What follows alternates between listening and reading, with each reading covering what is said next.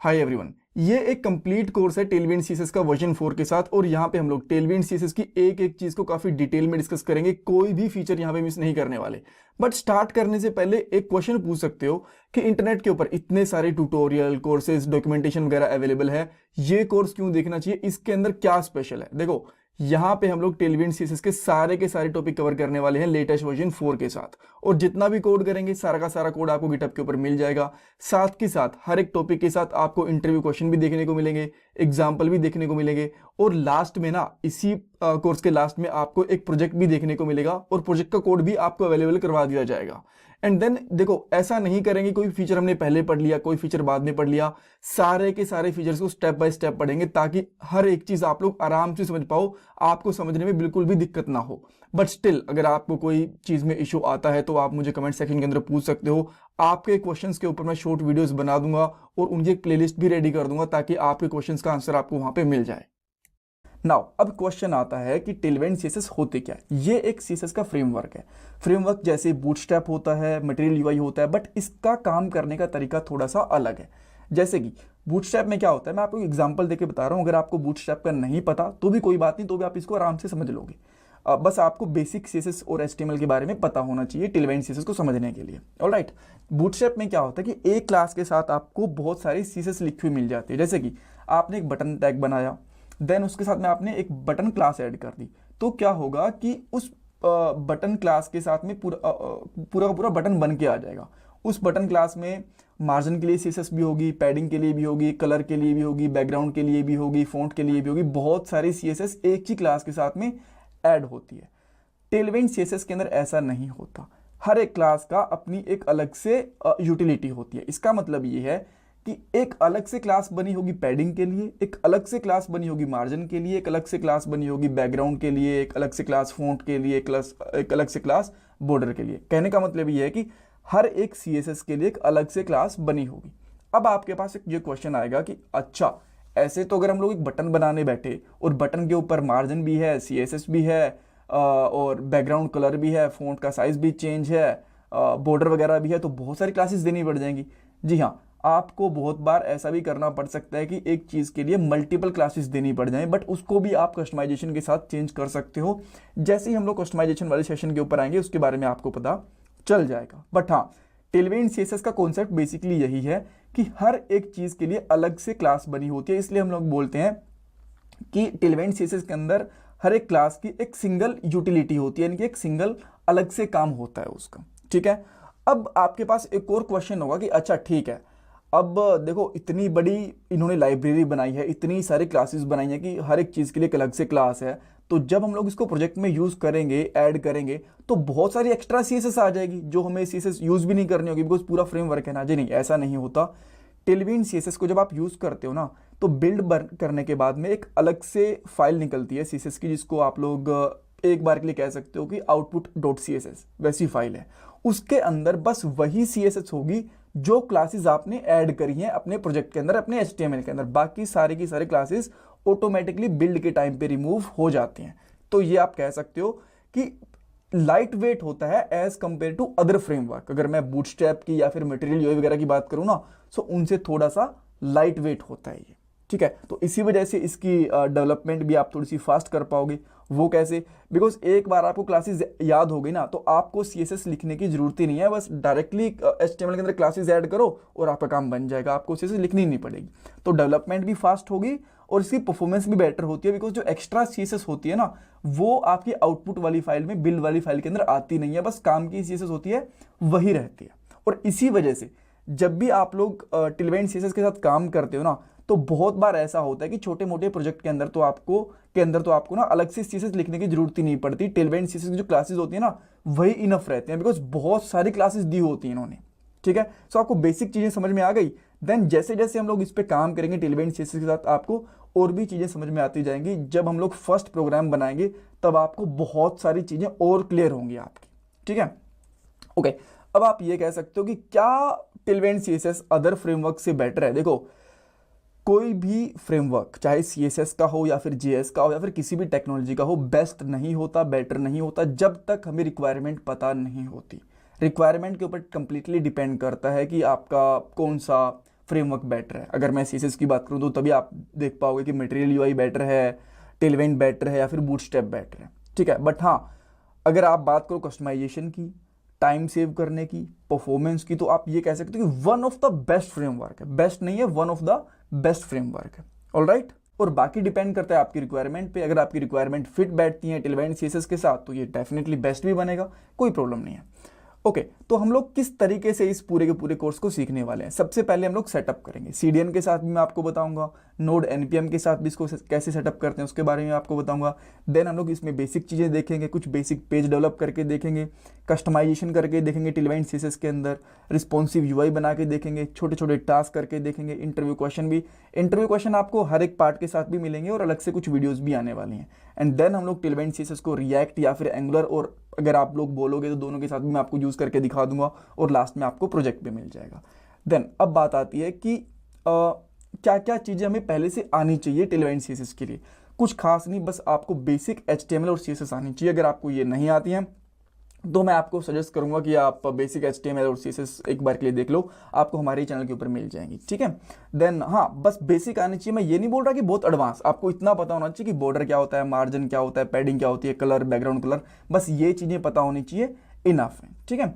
अब बात करने वाले हैं कि टेलविंड सीएसएस को सीडीएन के साथ कैसे सेटअप कर सकते हैं। और ये जो सीडीएन का सेटअप होता है ना टेलविंड सीएसएस के लिए, सबसे इजी रहता है। अगर आपने आज तक जिंदगी भर में एक भी लाइन का कोड नहीं कराना तो भी आप लोग इस सेटअप को बहुत ही आराम से कर पाओगे, आपको कोई प्रॉब्लम नहीं आने वाली। जी हाँ, इस सीडीएन वाले सेटअप के टेलविंड सीएसएस में कुछ ड्रॉबैक्स भी होते हैं, कुछ बेनिफिट्स भी होते हैं। इस पार्ट के लास्ट में सब कुछ हम लोग डिस्कस कर लेंगे। पॉइंट्स की बात करें, सबसे पहले आपको कोई भी एक कोड एडिटर चाहिए होता है, आप कोई भी यूज़ कर सकते हो। मैं यहाँ पे VS कोड यूज़ कर रहा हूँ। अगर आपको VS कोड को डाउनलोड करना है, सिंपली ब्राउज़र में जाओ, VS कोड लिखो, जो फर्स्ट लिंक आएगा उस पर क्लिक करो। आफ्टर दैट यहाँ पे आपको डाउनलोड का ऑप्शन मिल जाएगा आपके ऑपरेटिंग सिस्टम के हिसाब से। जैसे कि मेरे पास यहाँ पे मैक ओएस है तो उसका ऑप्शन मिल गया। अगर आप लोग लिनक्स या फिर विंडोज़ यूज़ कर रहे हो तो उसके हिसाब से यहाँ पे आपको डाउनलोड का ऑप्शन मिल जाएगा। बट स्टिल अगर आपको सारे के सारे ऑप्शंस देखने एक साथ, तो ऊपर वाले डाउनलोड वाले बटन पे क्लिक करो।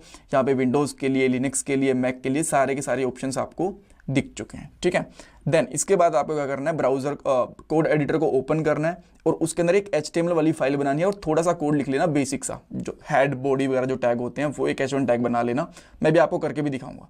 उसके बाद आपको टेलविंड सीएसएस का सीडीएन लिंक है वो ऐड करना है और हम लोग थोड़ा बहुत कोड भी लिख के देखेंगे टेलविंड सीएसएस का कि वो प्रॉपरली काम कर रहा है कि नहीं कर रहा, उसको टेस्ट करेंगे। आफ्टर दैट मैं आपको ये बताऊंगा कि अगर आप लोग सीडीएन लिंक यूज़ नहीं करना चाहते टेलविंड सीएसएस का, आप उसको लोकली डाउनलोड करके यूज़ करना चाहते हो तो वो आप कैसे कर सकते हो। ये थोड़ा सा अलग रहता है। अगर आपने कभी बूटस्ट्रैप वगैरह को डाउनलोड करके यूज़ करा हो तो उससे मैं आपको बता दूंगा कैसे। एंड देन हमारे पास यहाँ पे 2 इंटरव्यू क्वेश्चन भी हैं। पहला जो कि बहुत बेसिक है और उसका आंसर मैं आपको नहीं बताऊंगा, आप मुझे बताओगे कमेंट सेक्शन के अंदर, वो है सीडीएन की फुल फॉर्म। सेकंड क्वेश्चन ये है कि कोर प्रिंसिपल क्या होता है टेलविंड सीएसएस का, इसका आंसर मैं आपको इस पार्ट के लास्ट में दे दूंगा। ऑलराइट, सो सबसे पहले आपको क्या करना है, कोड एडिटर को डाउनलोड करना है। अगर आपने वो डाउनलोड कर रखा है तो उसको ओपन करो एंड यहाँ पे एक फाइल क्रिएट कर लेंगे जिसका मैं यहाँ पे सिंपली नाम रख देता हूँ, लेट्स से index.html। ऑलराइट, और इसके अंदर कुछ बेसिक सा कोड कर लेता हूँ मैं, जैसे कि अभी मैं यहाँ पे लिख लेता हूँ HTML5 का बेसिक सा कोड। मुझे यहाँ पे जो मेटा टैग्स हैं वो मुझे नहीं चाहिए, सिंपली मैं इनको यहाँ से हटा रहा हूँ और यहाँ पे कर देता हूँ Tailwind setup with CDN। Alright, और यहाँ पे एक H1 टैग भी लगा देते हैं और H1 टैग में मैं यहाँ पे सिंपली लिख दूंगा हेलो वर्ल्ड, इसको लास्ट में एक्सक्लेमेटरी मार्क भी लगा देते हैं। अब आप इसको रन करो। रन करने के 2 तरीके हैं। सिंपली पहली चीज़, यहाँ पे जाओ और जो आपको यहाँ पे दिख रहे हैं ना कॉपी पाथ, रिलेटिव पाथ नहीं कॉपी पाथ, इस पे क्लिक करना है और यहाँ पे इसको पेस्ट कर दो। जैसे आप इसको यहाँ पे पेस्ट करोगे आपका पेज यहाँ पे ओपन होके दिख जाएगा।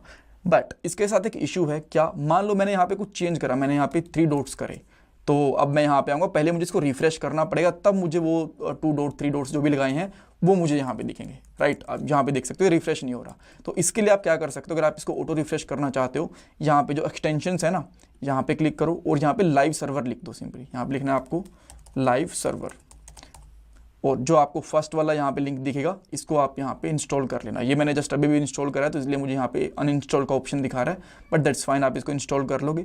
इसको इंस्टॉल करने के बाद आपको क्या करना है, यहाँ पे राइट क्लिक करो या फिर कंट्रोल क्लिक करो और यहाँ पे आपको दिखेगा ओपन विद लाइव सर्वर।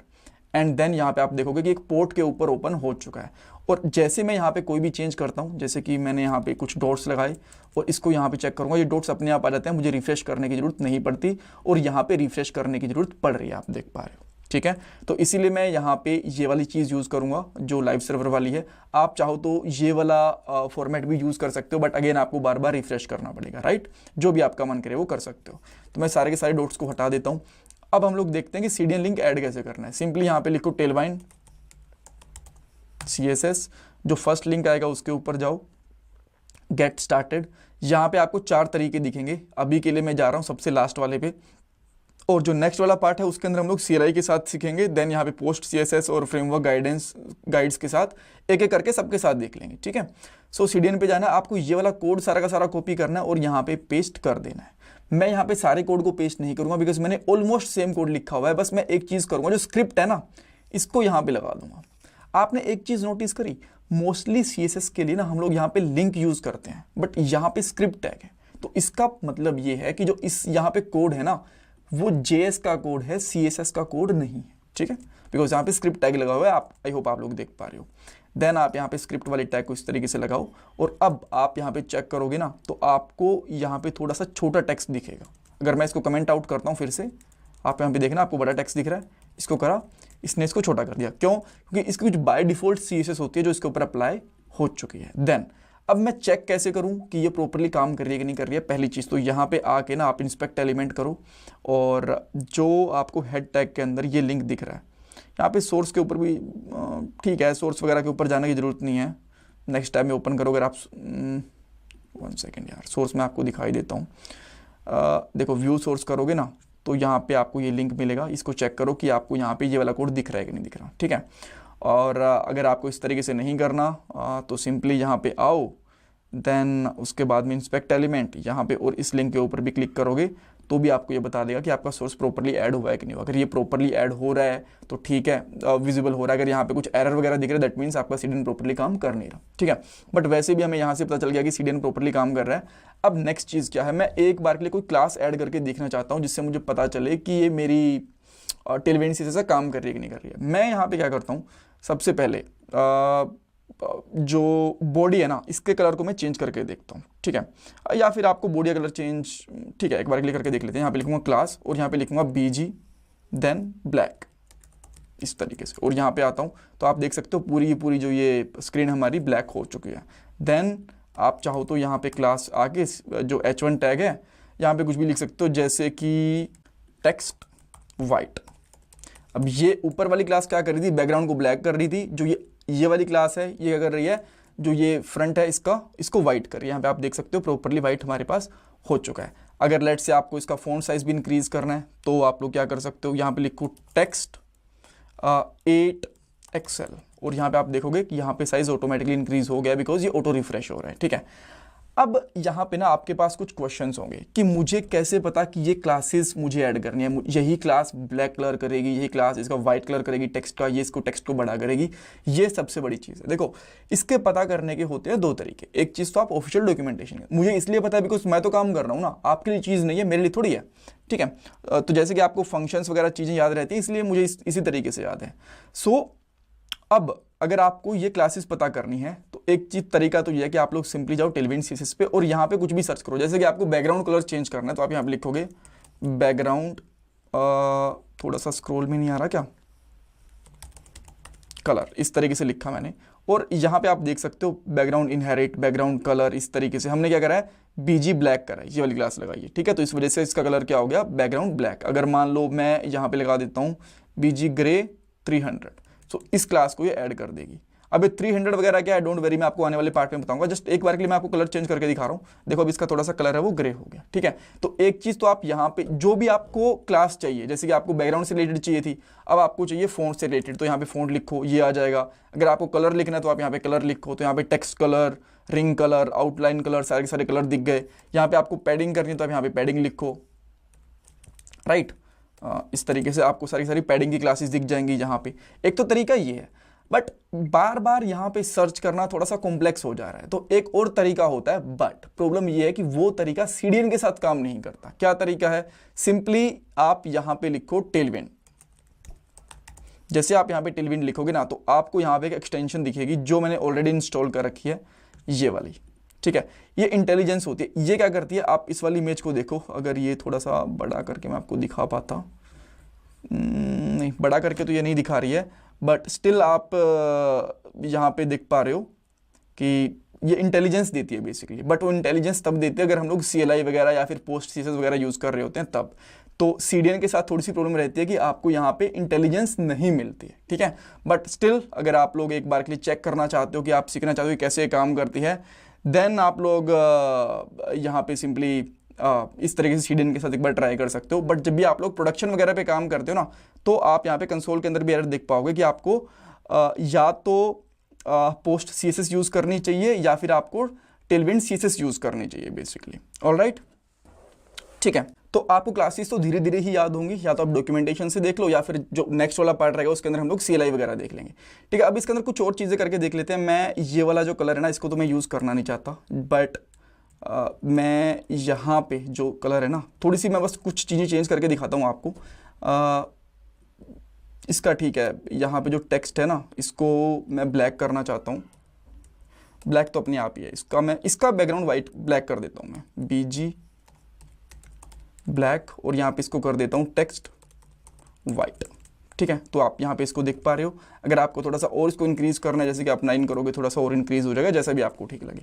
उसके बाद में एक बटन भी बना के देख लेते हैं कि बटन कैसे बनेगा। सबसे पहले आप एक बटन बनाओ, इसमें मैं कुछ लिख देता हूँ, जैसे कि आप लिख देता हूँ बटन, या फिर कुछ जो भी आपका मन करे।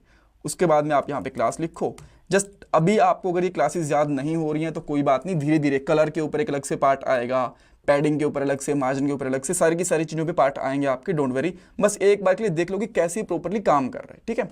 क्लासेस की भी टेंशन लेने की जरूरत नहीं है। तो मैं इसको कर देता हूँ BG ब्लू। तो इसका कलर यहाँ पे क्या हो जाएगा,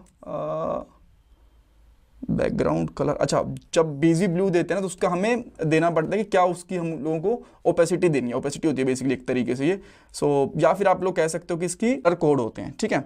सो यहाँ पे मैं दे देता हूँ, यहाँ पे 700 डालता हूँ मैं यहाँ पे। ये जो होते हैं 50 से लेके 900 तक होते हैं। तो अभी के लिए आपको यहाँ पे कलर दिख गया, ठीक है। देन आप चाहते हो कि इसका जो फ्रंट कलर है वो भी आप थोड़ा चेंज करना चाहते हो, इसके अंदर आप कर सकते हो टेक्स्ट वाइट। आपको टेक्स्ट वाइट दिख गया। अब चाहते हो कि थोड़ी यहाँ पे मार्जिन लग जाए ताकि थोड़ा सा गैप बना रहे, तो आप यहाँ पे कर सकते हो मार्जिन 2 कर सकते हो। और जो ये मार्जिन स्टार्टिंग में लेता है ना, ये बेसिकली लेता है REM के अंदर, ठीक है। यहाँ पे आपने कर दिया। अब आप इस तो चाहते हो थोड़ी पैडिंग आ जाए, तो यहाँ पे आप कर सकते हो P2, तो यहाँ पे इसकी 2 पैडिंग भी आ जाएगी। अब चाहते हो कि थोड़ा सा ये राउंड हो जाए, देन इसके कलर के अंदर आप कर सकते हो इसको राउंडेड, ये थोड़ा सा राउंडेड हो गया, ठीक है। देन उसके अगर आप इसका फ़ॉन्ट साइज़ भी चेंज करना चाहते हो तो वो भी कर सकते हो। जैसे कि मैं यहाँ पे क्लासेस नेक्स्ट लाइन के अंदर ही ले लेता हूँ, आपके लिए ईजी रहेंगी, ठीक है। यहाँ पे मैं कर देता हूँ let's say text then 2XL, ये आई गेस करेंगे तो थोड़ा सा इसका, हाँ यहाँ पे आप देख सकते हो जो साइज इसका ये बढ़ गया। अगर मैं यहाँ पे 8 कर दूंगा तो ये बहुत बड़ा हो जाएगा बटन इस तरीके से। तो मैं यहाँ पे 1 कर दूंगा तो चलेगा क्या, हाँ 1 भी ठीक लग रहा है। 2 करना चाहते हो तो 2 भी कर सकते हो, ये भी सही लग रहा है। उसके बाद आप चाहते हो कि थोड़ा सा होवर पे इसका कलर चेंज हो जाए, देन उसके लिए आप क्या करोगे, होवर देन कोलन BG, और यहाँ पे कर देता हूँ ब्लू 900 ब्लू स्लैश, इस तरीके से, राइट। एंड देन आप देखोगे जैसे मैं होवर कर रहा हूँ तो इसका कलर थोड़ा सा चेंज भी हो रहा है। सो इस तरीके से CDN वाला सेटअप काम करता है। आने वाले पार्ट्स के अंदर हम लोग इसको CLI के साथ देखेंगे, बाद में कलर वगैरह के ऊपर हर एक चीज़ के ऊपर एक अलग से पार्ट आएगा ताकि आप लोग आराम से हर एक चीज़ को समझ पाओ।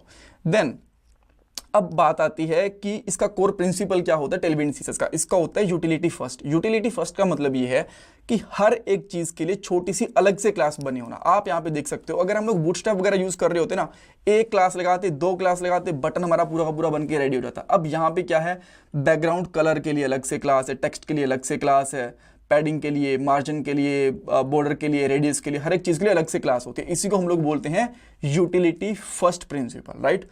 अब हम लोग टेलविन CSS 4 का सेटअप करने वाले हैं CLI के साथ। तो सबसे पहले हमें नोड और npm चाहिए। उसके लिए Node.js को डाउनलोड करके इंस्टॉल करेंगे। npm ऑटोमेटिकली इंस्टॉल हो जाता है नोड के साथ, इसको अलग से इंस्टॉल करने की जरूरत नहीं पड़ती है। देन हम लोग टेलविन CSS को इंस्टॉल करेंगे और एक इनपुट CSS वाली फाइल बनाएंगे। देखो जब भी आप लोग टेलविंड सीएसएस के साथ काम करोगे ना, तो आपको एटलीस्ट कम से कम 2 सीएसएस की फाइल चाहिए होती हैं। एक तो इनपुट वाली, एक आउटपुट वाली। इनपुट सीएसएस फाइल आपको बनानी पड़ती है, आउटपुट वाली ऑटोमेटिकली जनरेट हो जाती है जब भी आप लोग बिल्ड कमांड को रन करोगे।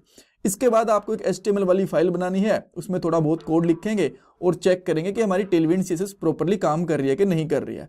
और ऑटो सजेशन के लिए हम लोग टेलविंड सीएसएस की एक इंटेलिजेंस वाली एक्सटेंशन होती है VS कोड के लिए, उसको इंस्टॉल कर लेंगे और हमें ऑटो सजेशन भी मिल जाएगा। लास्ट में कुछ इंपॉर्टेंट इंटरव्यू क्वेश्चंस भी डिस्कस कर लेंगे।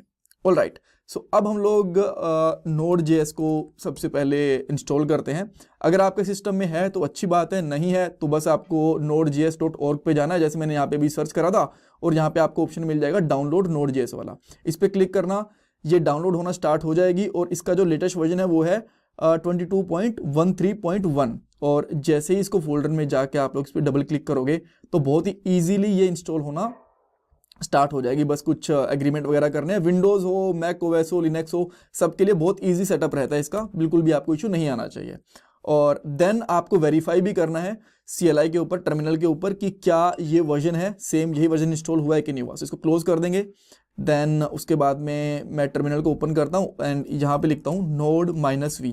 जैसे ही मैं यहाँ पे node-v लिखूंगा तो यहाँ पे इसका वर्जन आ जाएगा विच इज़ 22.13.1 जो कि लेटेस्ट है। एंड देन इसके बाद में npm-v भी करोगे। npm-v करोगे तो आपको यहाँ पे npm का वर्जन मिल जाएगा। npm का वर्जन काफ़ी कम मिलता है हमेशा नोड से, ये दोनों सेम नहीं होते, सो इसके बारे में टेंशन लेने की जरूरत नहीं है।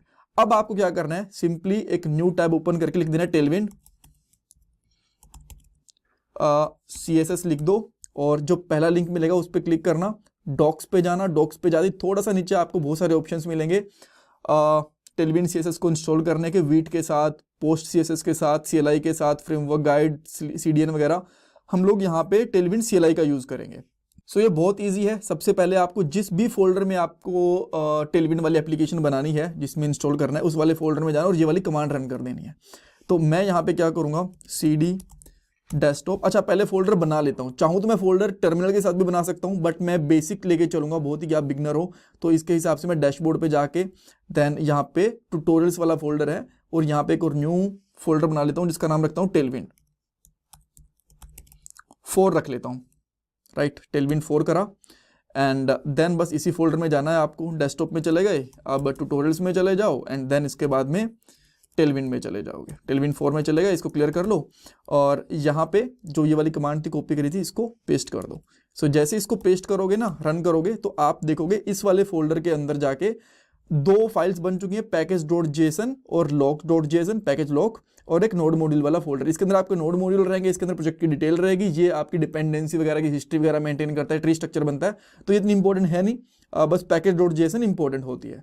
सो इसके बाद आप या तो इस वाले फोल्डर को VS कोड में मैनुअली ओपन कर सकते हो, या फिर यहाँ पे सिंपली ये लिख दो कोड डॉट, स्मॉल में लिखना है, कोड स्पेस डॉट, और अगर आपके सिस्टम में VS कोड इंस्टॉल होगा तो इस तरीके से ओपन हो जाएगा। देन वर्जन चेक करने के लिए पैकेज.json में जाओ, आपको यहाँ पे दिख जाएगा 4.0.3। 4 मेजर वर्जन है, 0 इसका माइनर वर्जन है, ये इसका पैच नंबर होता है। तो आपको हमेशा ये वाला जो वर्जन होता है ना मेजर, ये याद रखने की जरूरत होती है। जैसे कि अभी 4.1 आ गया, तो अगर आपसे कोई वर्जन पूछेगा, आपको कोई जरूरी नहीं कि 4.1 ही याद रहे, अगर 4 याद है तो वो काफ़ी रहेगा। 5.2 आ गया तो ये पता होना चाहिए कि टेलविंड सीरीज का 5 वर्जन चल रहा है। 0.2 रखने की, याद रखने की जरूरत है नहीं, वो बहुत जल्दी जल्दी चेंज होते रहते हैं। ठीक है, अब आपको क्या करना है, सेकेंड चीज़, आपको एक इनपुट CSS वाली फाइल क्रिएट करनी है। इसका नाम कुछ भी रख सकते हो, और नाम कुछ भी रख सकते हो इसलिए मैं आपको दिखाने के लिए इसका नाम रखूंगा style.css। ठीक है, ये हमारे इनपुट वाली फाइल होगी और इसके अंदर इसको इंपोर्ट कर लोगे आप। अगर आप कोई पुराने टेलविंड CSS के वर्जन पे जाओगे ना, तो वहां पे एक कॉन्फ़िग वाली फाइल भी क्रिएट करनी रहती है, उसकी जरूरत अभी नहीं पड़ेगी 4 के अंदर। उस पहले जो 3.5, 3.2, 3 वाले वर्जन थे उनमें जरूरत पड़ती थी। उसके बाद ये आपको एक कमांड रन करनी पड़ेगी ताकि आप अपना प्रोजेक्ट को रन कर पाओ, बिल्ड भी बना पाओ। तो मैं इसको यहाँ पे आप देख सकते हो SRC वाला फोल्डर वगैरह रखा हुआ है इनपुट फाइल, तो मैं इसको खुद से मैनुअली लिखने की कोशिश करता हूँ, वो चलनी चाहिए। सो यहाँ पे आऊँगा और इससे आउटपुट वाली फाइल आपकी जनरेट भी हो जाएगी। राइट, सो मैं यहाँ पे क्या करूँगा, npx then Tailwind CSS /CLI -i, यानी कि इनपुट वाली फाइल। कौन सी हमारी इनपुट वाली file, style dot C S S minus output वाली फाइल, क्या नाम रखेंगे इसका, output dot C S S, कुछ और नाम रखना चाहो तो वो भी रख सकते हो। Then minus minus watch, minus minus watch क्या करेगा, आपके प्रोजेक्ट में जो चेंजेस हैं उनको डिटेक्ट करता रहेगा और उसके हिसाब से आपके आउटपुट वाली फाइल के अंदर चीज़ों को जनरेट करता रहेगा। सो मैं यहाँ पे लिखना शुरू करता हूँ। ओके, इसमें कुछ तो गड़बड़ है, लेट्स सी। गड़बड़ ये है कि मैंने यहाँ पे @ नहीं लगाया, सॉरी अबाउट दैट गाइस। इतनी बड़ी कमांड थी और काफ़ी टाइम बाद लिख रहा था, सॉरी अबाउट दैट। @ लगाता हूँ, अब तो ये सही चलनी चाहिए। जैसे मैंने एंटर करा तो अब आप देख सकते हो बिल्ड बननी चाहिए और आपके आउटपुट वाली फाइल में बिल्ड बन चुकी है। ठीक है, अब आपको नेक्स्ट चीज़ क्या करनी है, अब आपको बनानी है एक HTML वाली फाइल। सो यहाँ पे मैं रख लेता हूँ लेट्स से index.html, और चाहो तो लिख सकते हो, चाहो तो इस कोड को कॉपी कर लो, इजी रहेगा आपके लिए, ज़्यादा आपको मेहनत करनी पड़ेगी नहीं। ठीक है, अब अगर ये कोड एक्सप्लेन करने को बोलते हो तो मैं, अच्छा यार मैं लिख ही लेता हूँ यार, मैं चाहता नहीं कि आप ना थोड़ा सा भी परेशान हो, तो मैं इसमें खुद लिख ही देता हूँ। तो मैं यहाँ पे कर देता हूँ Tailwind CSS setup with CLI। इसके बाद में आपको यहाँ पे क्या करना है, एक लिंक बनाना है, LI नहीं बनाना, लिंक बनाना है। और लिंक बनाने के बाद आपको यहाँ पे एक तो href करना है, href के अंदर जो आपकी आउटपुट वाली फाइल है ना उसका पाथ देना है, और एक यहाँ पे rel ये देना है, इसमें लिखना है स्टाइल शीट। ठीक है, और यहाँ पे अब एक h1 टैग दे देते हैं, यहाँ पे कर देते हैं टेलविंड CSS सेटअप विद ये वाली चीज़ करते हैं यहाँ पे, है ना। अब इसको पहले तो मैं आपको सिंपल तरीका बताता हूँ इसको आउटपुट कैसे चेक करना है। यहाँ पे जाके कॉपी करो और ये वाला पाथ को पेस्ट कर दो सिंपली ऐसे। क्या हुआ, पेस्ट कॉपी नहीं हुआ यार, कॉपी, देन हम लोग यहाँ पे फिर भी पेस्ट नहीं हुआ, बड़ा वियर्ड है यार, होना तो चाहिए था कॉपी पाथ। अच्छा पहले मैं कॉपी करता रहा, सॉरी गाइस। आप यहाँ पे देख सकते हो टेलविंड CSS हो गया। अब इसको वेरीफाई करने का पहला तरीका तो ये है कि इसके लिंक को एक बार के लिए कमेंट कर दो और इसको रिफ्रेश करके देखो, ये काफी बड़ा दिखेगा आपको। ठीक है, CSS इसको बाय डिफॉल्ट छोटा कर दीजिए टेलविंड CSS। अब सेकंड चीज क्या है, इस पर कुछ कलर वगैरह अप्लाई करके देख लेता हूँ। क्लास लगाऊंगा, यहाँ पे लिखूंगा BG रेड 500, ये लिख देता हूँ और इसको मैं रिफ्रेश करूंगा तो देखो यहाँ पे इस तरीके से आएगा। परफेक्ट, टेलविंड CSS हमारी काम कर रही है, बट हर बार थोड़ी रिफ्रेश करते रहेंगे ऐसे आके। तो करना क्या है, आपको यहाँ पे VS कोड में एक्सटेंशंस पे जाना है, यहाँ पे लिखोगे लाइव सर्वर, तो जो ये वाली फाइल है ना लाइव सर्वर वाली, इसको इंस्टॉल कर लो। जैसे इसको इंस्टॉल करोगे, इंस्टॉल हो चुका है, यहाँ पे आके ना यहाँ मिलेगा आपको ओपन विद लाइव सर्वर। जैसे ओपन विद लाइव सर्वर करोगे ना तो आप देख सकते हो स्पॉट पे ये रन हो गया। अब इसमें जो भी कलर लिखोगे वो अपने आप चलता जाएगा। जैसे मैंने आप लिख दिया ग्रीन, सेव करा तो अपने आप ये ग्रीन हो गया। अब मैं इसको करता हूँ ब्लू करा, ये सेव हो गया। अब आपको यहाँ पे चेंजेस करने की जरूरत भी नहीं है। ग्रेट। अब लेकिन एक चीज आपने नोट करी, यहाँ पे अगर मैं लिख देता हूँ लेट्स से टेक्स्ट और बाद में कुछ रेड भी लिखने की कोशिश करता हूं तो यहाँ पे ऑटो सजेशन नहीं आ रही। मुझे ऑटो सजेशन तो भाई चाहिए।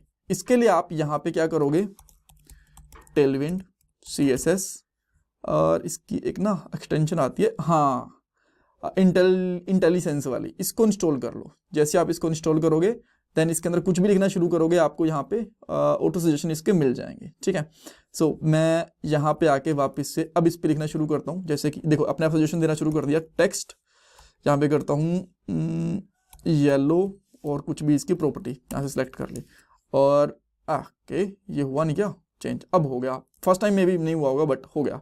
देन इसका फॉन्ट साइज चेंज करते हैं, लेट्स से टेक्स्ट 4XL कर दिया मैंने। अब यहाँ पे आता हूँ, देखो इसका साइज है 4XL हो गया। इसको मैं वापस से कर देता हूँ लेट्स से ऑरेंज तो गलत हो जाएगा, BG कलर हटा ही देता हूँ एक बार के लिए। देन सेव करूंगा तो देखो ये BG कलर हट गया। राइट, अब इसके अंदर कुछ और लेना है, लेट्स से H2 लेके और इसमें लिख दिया आपने हेलो और यहाँ पे कर दोगे क्लास में जो भी देना चाहो, जैसे कि BG पिंक कलर देना है आपको। BG नहीं, BC नहीं यार, BG होता है, BG पिंक और ये वाला कलर दे दिया एंड ये देखो प्रॉपरली काम कर रहा है। सो इस तरीके से आप लोग बेसिकली टेलविंड CSS 4 का सेटअप कर सकते हो। टेलविंड CSS 4 रिसेंटली रिलीज हुआ है। इसके अंदर जो फीचर्स हैं वो इंटरव्यूज में पूछे जा सकते हैं, उसके ऊपर मैं जल्दी ही एक वीडियो बना दूंगा। बाकी आपसे ये पूछ सकते हैं कि करंट वर्जन कौन सा चल रहा है टेलविन सीएसएस का, ये बता सकते हो। देन आपसे ये पूछ सकते हैं आउटपुट वाली फाइल का क्या काम रहता है, तो आप बता सकते हो कि जो पैकेज रहता है ना वो इनपुट वाली फाइल के अंदर रहता है। आउटपुट वाली फाइल क्या करती है, जो इनकोडेड वैल्यू होती है, जितनी भी सारी हमारी क्लासेस होती हैं वो यहाँ पे आके बनती हैं हमारी, राइट। सो यहाँ पे हमारा जो आउटपुट वाला टेलविन सीएसएस का आउटपुट कोड यहाँ पे रहता है, आप ये सिंपली कह सकते हो। पैकेज डॉट जेसन के बारे में पूछ सकते हैं, इसके अंदर आप बताओगे कि इसके अंदर हमारे जो प्रोजेक्ट की डिटेल रहती है, और भी बहुत सारी चीज़ें इसके अंदर आ सकते हैं, कमांड वगैरह भी आप लोग लिख सकते हो। बट बेसिकली आप ये बोलो कि इसके अंदर जो टेलविन सीएसएस का वर्जन है वो यहाँ पे मिलेगा, और भी बहुत सारी डिटेल्स हम लोग यहाँ पे ऐड कर सकते हैं, ये चीज़ें बताई जा सकती हैं।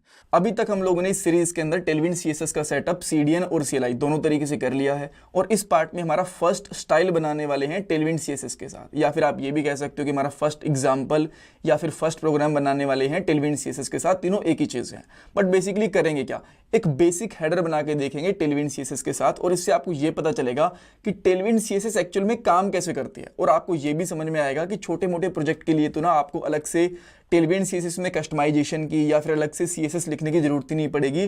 टेलविन सीएसएस की क्लासेस ही काफ़ी रहने वाली हैं, ऑल राइट। बट हाँ, अगर आप लोग बहुत ज़्यादा कॉम्प्लेक्स प्रोजेक्ट पे काम कर रहे हो, वहाँ पे हो सकता है कि आपको थोड़ी बहुत कस्टमाइजेशन की जरूरत पड़े टेलविन सीएसएस में, या फिर आपको कुछ मैनुअल सीएसएस भी लिखनी पड़े, वो डिपेंड करता है रिक्वायरमेंट पे। बट छोटे मोटे प्रोजेक्ट में इवन मिड लेवल तक आपको बिल्कुल भी कोई अलग से मैनुअल सीएसएस या फिर कस्टमाइजेशन की जरूरत नहीं पड़ेगी, वो आपको यहाँ पे समझ में आ जाएगा। आफ्टर दैट हम लोग क्या करेंगे, जो हम लोगों ने यहाँ पे एक टेलविन सीएसएस के अंदर हेडर बनाया है उसको कंपेयर करेंगे एक कोर सीएसएस वाले हेडर से, ताकि आपको ये समझ में आए कि कोर सीएसएस में हमें कितनी सारी सीएसएस लिखनी पड़ती है और यहाँ पे हमें कितना काम करना पड़ता है, फिर कितनी क्लासेस ऐड करनी पड़ती हैं। आप आराम से समझ पाओगे और डिफरेंशिएट भी कर पाओगे। देन हम लोग हेडर को टेस्ट करेंगे, और यहाँ पे 2 इंटरव्यू क्वेश्चन है, एक आंसर दूंगा, एक आंसर नहीं दूंगा। आप मुझे कमेंट सेक्शन में बताओगे दूसरे क्वेश्चन का आंसर। जो आपके लिए क्वेश्चन है जिसका कमेंट सेक्शन में आपको आंसर देना है वो ये है कि एक REM के अंदर कितने पिक्सल्स होते हैं। मोस्टली जब भी हम लोग वेबसाइट पे काम करते हैं ना, डिजाइन वगैरह करते हैं, तो मोस्टली पिक्सल्स का यूज करते हैं। बट आजकल किसी किसी वेबसाइट के अंदर आपको REM देखने को भी मिल जाएगा। तो आप मुझे बताओ कि एक REM इक्वल टू कितने पिक्सल।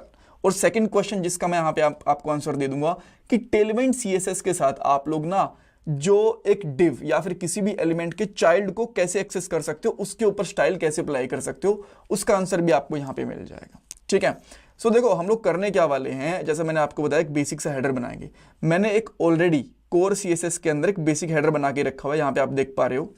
मैं इसको यहाँ से एक बार के लिए हटा देता हूँ, जो हमारा टर्मिनल था। तो एक नॉर्मल सा टाइटल लिया, देन हम लोगों ने एक यूएल लिया, और इसके अंदर हम लोगों ने 3-4 LI बना के एंकर टैग लगा दिए, और देन हम लोगों ने यहाँ पे कुछ लाइन की स्टाइल ऐड करी है। लाइन नंबर 7 से आप कह सकते हो कि लाइन नंबर 29 तक। ठीक है, सो ये अप्रोक्सीमेटली 22 लाइन्स की हम लोगों ने यहाँ पे CSS लिखी है, और इसका आउटपुट कुछ ऐसा आया है। अब मैं बिना CSS की एक भी लाइन लिखे, ऐसी वाली जो हम लोगों ने CSS ये बिना लिखे डायरेक्टली टेलविन सीएसएस के अंदर हम लोग सेम हेडर बनाने वाले हैं। इवन आप कहोगे थोड़ा बहुत वो बेटर ही है इससे। ठीक है, अभी आपको पता चलेगा कैसे। सो ये हमारी index.html वाली फाइल है, और मैं यहाँ पे टर्मिनल ओपन करके फिर से जो हमारी बिल्ड होती है ना, हमारी जो इनपुट फाइल से आउटपुट फाइल, उसको मैं यहाँ पे रन कर देता हूँ ताकि वो रेगुलरली चेंजेस को चेक करती रहे। सो यहाँ पे npx Tailwind CSS -i then style.css and output वाली फाइल, और --वॉच, ताकि चेंजेस को डिटेक्ट करती रहे। जैसे मैं इसको रन करूंगा, इसने चेंजेस को डिटेक्ट करना शुरू कर दिया। अभी आप देख पा रहे हो कि ये हमारे पास जो कोर CSS हेडर है ना, ये है no-tailwind.html वाली फाइल के अंदर, और यहाँ पे हमें सेम चीज़ बनानी है। तो सबसे पहले मैं यहाँ पे क्या करूँगा, जो इंडेक्स वाली फाइल है इसके अंदर एक UL ले लेता हूँ। ठीक है, मैंने यहाँ पे एक UL लिया, उसके बाद मैंने यहाँ पे एक LI लिया, और इसके बाद में मैंने यहाँ पे एक एंकर टैग ले लिया। एंकर टैग अभी हमें यहाँ पे कुछ करना नहीं है, तो मैं यहाँ पे सिंपली हैश डाल देता हूँ, इसका कुछ खास लेना देना है नहीं। एंड देन यहाँ पे कर देता हूँ मैं होम। एंड सेम इसी तरीके से मैं कुछ और मेन्यूज़ भी बनाता हूँ, जैसे कि सिंपली मैं यहाँ पे कर दूंगा न्यूज़, देन इसके बाद में कॉन्टैक्ट, एंड देन इसमें कर सकते हैं हम लोग अबाउट, और चाहो तो आप 1-2 और भी बना सकते हो, जैसे कि मैं एक और बना लेता हूँ। अच्छा ठीक है, इसमें कितने हैं हमारे पास, ये सेम चेक कर लेते हैं। हमारे पास यहाँ पे इतने ही हैं I guess, home, news, contact, ये 4 ही हैं, और 4 मैंने यहाँ पे भी बना लिया। अभी तक इन पे कोई क्लासेस CSS वगैरह अप्लाई नहीं करी है, बट मैं यहाँ पे करने वाला हूँ। ओके तो सबसे पहले आपको क्या करना है, यहाँ पे जो यूएल है यहाँ पे क्लास लिखनी है। और आपको पता है कि बहुत सारी क्लासेस होती हैं टेलविन सीएसएस के साथ, वो काफ़ी रहेंगी, हमें मैनुअल सीएसएस नहीं करनी पड़ेगी यहाँ पे, राइट।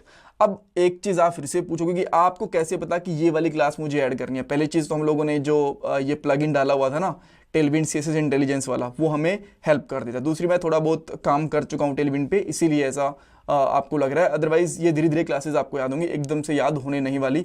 और इनको याद करना कैसे, क्या तरीका होता है कि मैं यहाँ पे कलर वाली, बैकग्राउंड वाली, मार्जिन वाली इन क्लासेस को याद करूंगा, आने वाले पार्ट्स के अंदर मैं आपको एक एक करके बता भी दूंगा। बट अभी हमारा फर्स्ट प्रोग्राम है, तो डिफरेंस समझ लो और ये समझ लो कि चीज़ें काम कैसे करती हैं। बाद में तो आपको ये जो टेलविन सीएसएस है डेफिनेटली आराम से समझ में आएगी।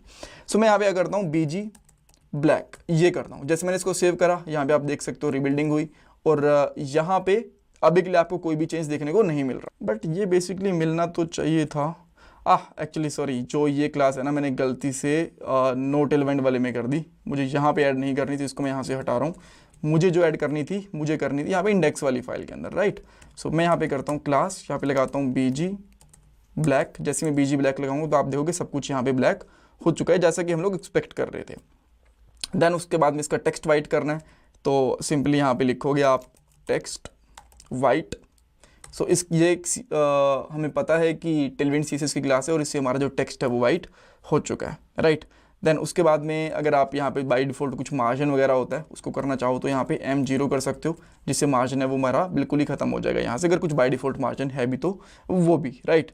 एंड देन इसके बाद आप चाहो तो यहाँ पे फ्लैक्स लगा सकते हो, but I don't think so यहाँ पे फ्लैक्स की जरूरत थी, बट ठीक है, एक बार मैंने यहाँ पे फ्लैक्स लगा दिया, एक्चुअल में इसकी जरूरत थी ताकि एक लाइन में यहाँ पे आ पाए। देन अच्छा, इसके अंदर अभी मैं थोड़ा इंप्रूवमेंट भी करके दिखाऊंगा एक बार के लिए, आप पूरा समझना पहले प्रोग्राम को, ठीक है। देन जो हमारे पास यहाँ पे LI है ना, इनके ऊपर मैं फ्लैक्स लगा देता हूँ यहाँ पे, ताकि जो ये इसका एंकर टैग है ये प्रॉपरली फिट हो पाए। यहाँ पे फ्लैक्स लगा दूंगा, ठीक है। और ये फ्लैक्स है मुझे सबके साथ लगाना पड़ेगा, जैसे कि सेकेंड, थर्ड एंड फोर्थ, ये हम लोगों ने सबके साथ में फ्लैक्स लगा दिया। देन जो ये एंकर टैग है ना, यहाँ पे हमें कुछ पैडिंग वगैरह ऐड करनी पड़ेगी। मैं यहाँ पे कर देता हूँ P3। जैसे मैंने यहाँ पे P3 करा तो एक के साथ में यहाँ पे थोड़ा सा स्पेस बन गया है, ठीक है। सो मैंने यहाँ पे P3 करा, एंड आप सबके साथ ऐसे P3 कर सकते हो, जैसे कि यहाँ पे भी, यहाँ पे भी एंड यहाँ पे भी, एंड दैट्स ऑल। अभी आप देखोगे कि हमारे पास ये ऑलमोस्ट सेम चीज़ रेडी हो चुकी है, बट यहाँ पे क्या था कि यहाँ पे होवर पे कलर चेंज हो रहा है, यहाँ पे नहीं हो रहा, तो इसको मैं चेंज कर देता हूँ। सिंपली आपको यहाँ पे क्या करना है, होवर, देन उसके बाद में सिंपली यहाँ पे करोगे बीजी, कोई भी कलर चेंज कर सकते हो, जिंक 900 कर देता हूँ, राइट। देन अब आप यहाँ पे चेक करोगे इस पे चेंज हो रहा है, बाकी सब पे नहीं हो रहा, बिकॉज यहाँ पे बस हमने यहीं पे क्लास लगाई है। एंड देयर वी गो, हम लोगों ने यहाँ पे क्लासेस लगा दी हैं, ठीक है, ओके। अब देखो, जैसा हम लोगों को चाहिए था वैसा का वैसा बन गया। और यहाँ पे एक चीज़ समझी आपने, यहाँ पे हमने बिल्कुल भी CSS नहीं लगाई है, बस थोड़ी सी क्लासेस लगाई हैं और हमारा काम अपने आप बन गया। इधर हमें क्या करना पड़ रहा था, बहुत सारी CSS लिखनी भी पड़ रही थी। सो ये बेनिफिट है, इस तरीके से आप टाइम सेव कर सकते हो। एक बार आपको क्लासेस जैसे जैसे धीरे धीरे याद होंगी ना, और ऑटो सजेशन भी डेफिनेटली आपको मिल रहे हैं, इसके बाद आप लोग और अपनी डेवलपमेंट को फास्ट कर पाओगे धीरे धीरे। अब जो एक इंटरव्यू क्वेश्चन था कि देखो हम लोगों को यहाँ पे हर जगह पे फ्लेक्स लगाना पड़ रहा है, कुछ ऐसा नहीं कर सकते कि पेरेंट क्लास पे लगाए और फ्लेक्स हर जगह पे लग जाए। जैसे मैंने इसका फ्लेक्स हटाया यहाँ पे, ठीक है, इसका फ्लेक्स एंड इसका फ्लेक्स अगर मैं हटा दूंगा तो इम्पैक्ट पड़ रहा है कुछ। हाँ ये वाला था, सॉरी मैं यार ये कोर्सेज वाला हेडर चेक कर लिया। यहाँ पे देखो अभी यहाँ पे क्या है कि इसका जो फ्लेक्स का इम्पैक्ट है आप यहाँ पे आराम से देख पा रहे हो, ठीक है।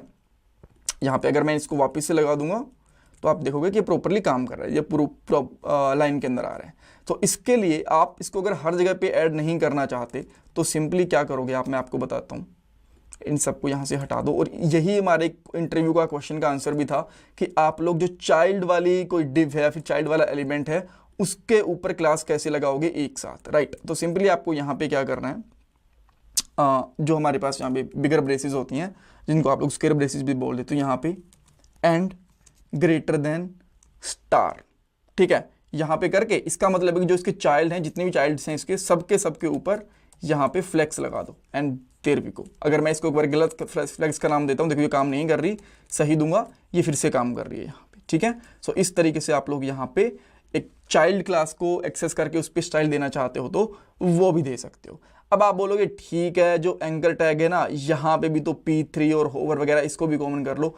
इन सब के लिए मैं एक अलग से पार्ट बनाऊंगा ताकि आपको ये समझ पे में आएगा वहाँ पे एक सिंगल टैग को कैसे सिलेक्ट कर सकते हैं, सिंगल एलिमेंट को कैसे, एक स्पेसिफिक एलिमेंट को, मान लो यहाँ पे div A टैग भी है, div भी है, P टैग भी है, मान लो आप div को एक्सेस करना चाहते हो, बाकी को एक्सेस नहीं करना चाहते, ये सारी कैसे कर सकते हो, एक अलग से पार्ट आएगा, उसमें हम लोग डिटेल में बात करेंगे। बट अभी के लिए आप इतना समझ सकते हो, अगर चाइल्ड क्लास को एक्सेस करना हो, उस पर स्टाइल लगानी हो, तो इस तरीके से आप लोग लगा पाओगे ये चीज़, ठीक है। इसका मतलब है एम्परसेंड करंट और यहाँ पे इसकी जितने भी चाइल्ड क्लासेस हैं सब के ऊपर फ्लेक्स लगा दो, जो कि लग चुका है, आप यहाँ पे देख भी पाओगे अगर मैं यहाँ पे ओपन करूँ, ठीक है। यहाँ पे देखो, यहाँ पे फ्लेक्स लगा हुआ है हर किसी के सामने, फ्लेक्स फ्लेक्स फ्लेक्स।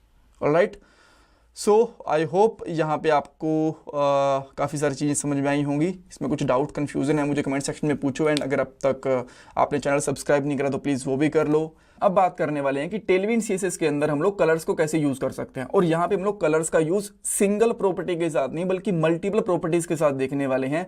जैसे कि बैकग्राउंड कलर कैसे अप्लाई कर सकते हो, टेक्स्ट का कलर कैसे चेंज कर सकते हो, बॉर्डर के साथ, आउटलाइन के साथ कैसे कलर्स यूज़ कर सकते हो, जो हमारी शेड्स होती हैं कलर की वो कैसे यूज़ कर सकते हो, कितने सारे कलर्स हैं जो by default Tailwind CSS support करता है, ये भी देखेंगे। एक एक करके बहुत सारी चीज़ें देखने वाले हैं हम लोग यहाँ पे कलर्स के लिए टेलविंड सीएसएस के इस पार्ट में। और ये पार्ट देखने के बाद आप काफ़ी कॉन्फिडेंट फील करोगे, आपको सही में लगेगा कि या हम लोग टेलविंड सीएसएस को बहुत आराम से सीख सकते हैं और सीख भी रहे हैं, ठीक है। तो पॉइंट्स की बात कर लेते हैं, बाद में एक एक चीज़ को हम लोग इंप्लीमेंट करके भी देखेंगे।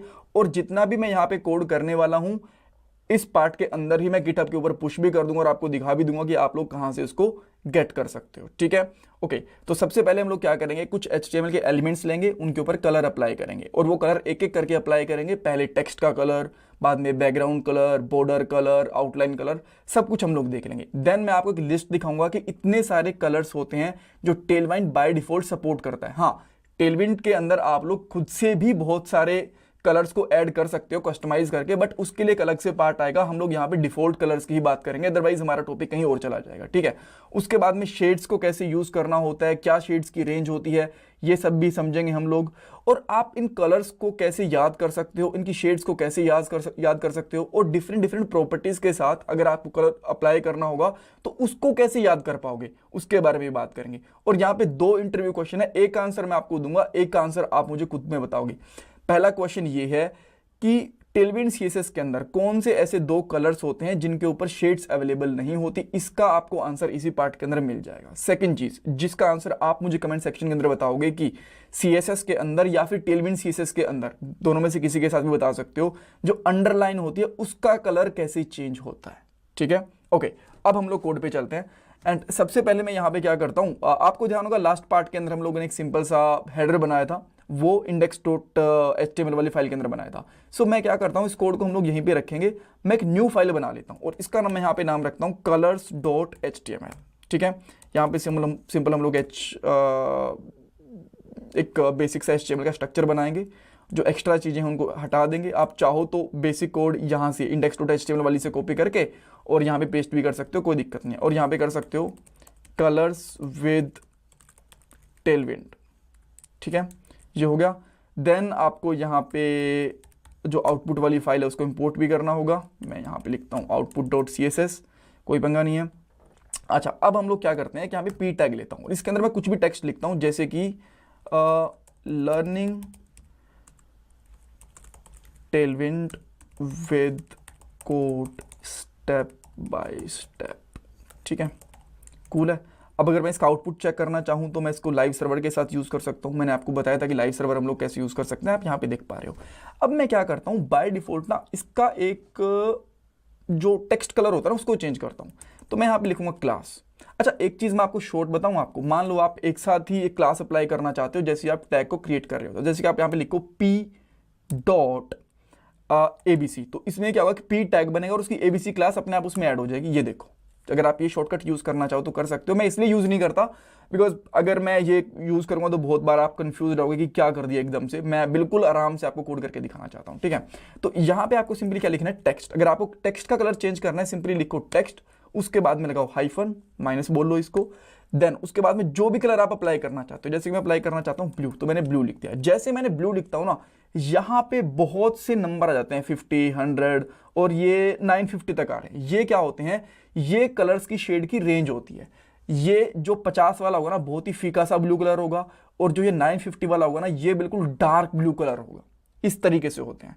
तो मैं एक बार के लिए अगर एक ये वाला कलर अप्लाई करता हूं ना, यहाँ पे नॉर्मल ब्लू वाला, और यहाँ पे आता हूं, तो मे भी आपको दिख भी ना रहा हो, मैं इसको जूम करके दिखाने की कोशिश करता हूं, अगर आपको यहाँ पे दिख पा रहा है तो ये देखो, ठीक है। तब मैं इस पे जस्ट सेलेक्ट करता हूं तो ये कलर दिख पा रहा है मुझे, राइट। सो इस तरीके से होता है। ये सबसे आप कह सकते हो कि लाइटेस्ट शेड होती है, और ये हर कलर के अंदर मिलेगी। अगर मैं यहाँ पे इस तरीके से यूज करूं, जैसे कि टेक्स्ट का मतलब है कि हम लोग टेक्स्ट का कलर चेंज कर रहे हैं। अगर मैं यहाँ पे बीजी लिखूंगा तो मतलब बीजी का कलर चेंज कर रहे हैं, ठीक है। तो यहाँ पे टेक्स्ट, बाद में लिखता हूँ यहाँ पे रेड के साथ भी आपको सेम सारी शेड ही मिलेंगी। जैसे कि मैं यहाँ पे 800 कर देता हूँ, तो इसकी शेड मुझे काफी अच्छी खासी मिल गई, ठीक है।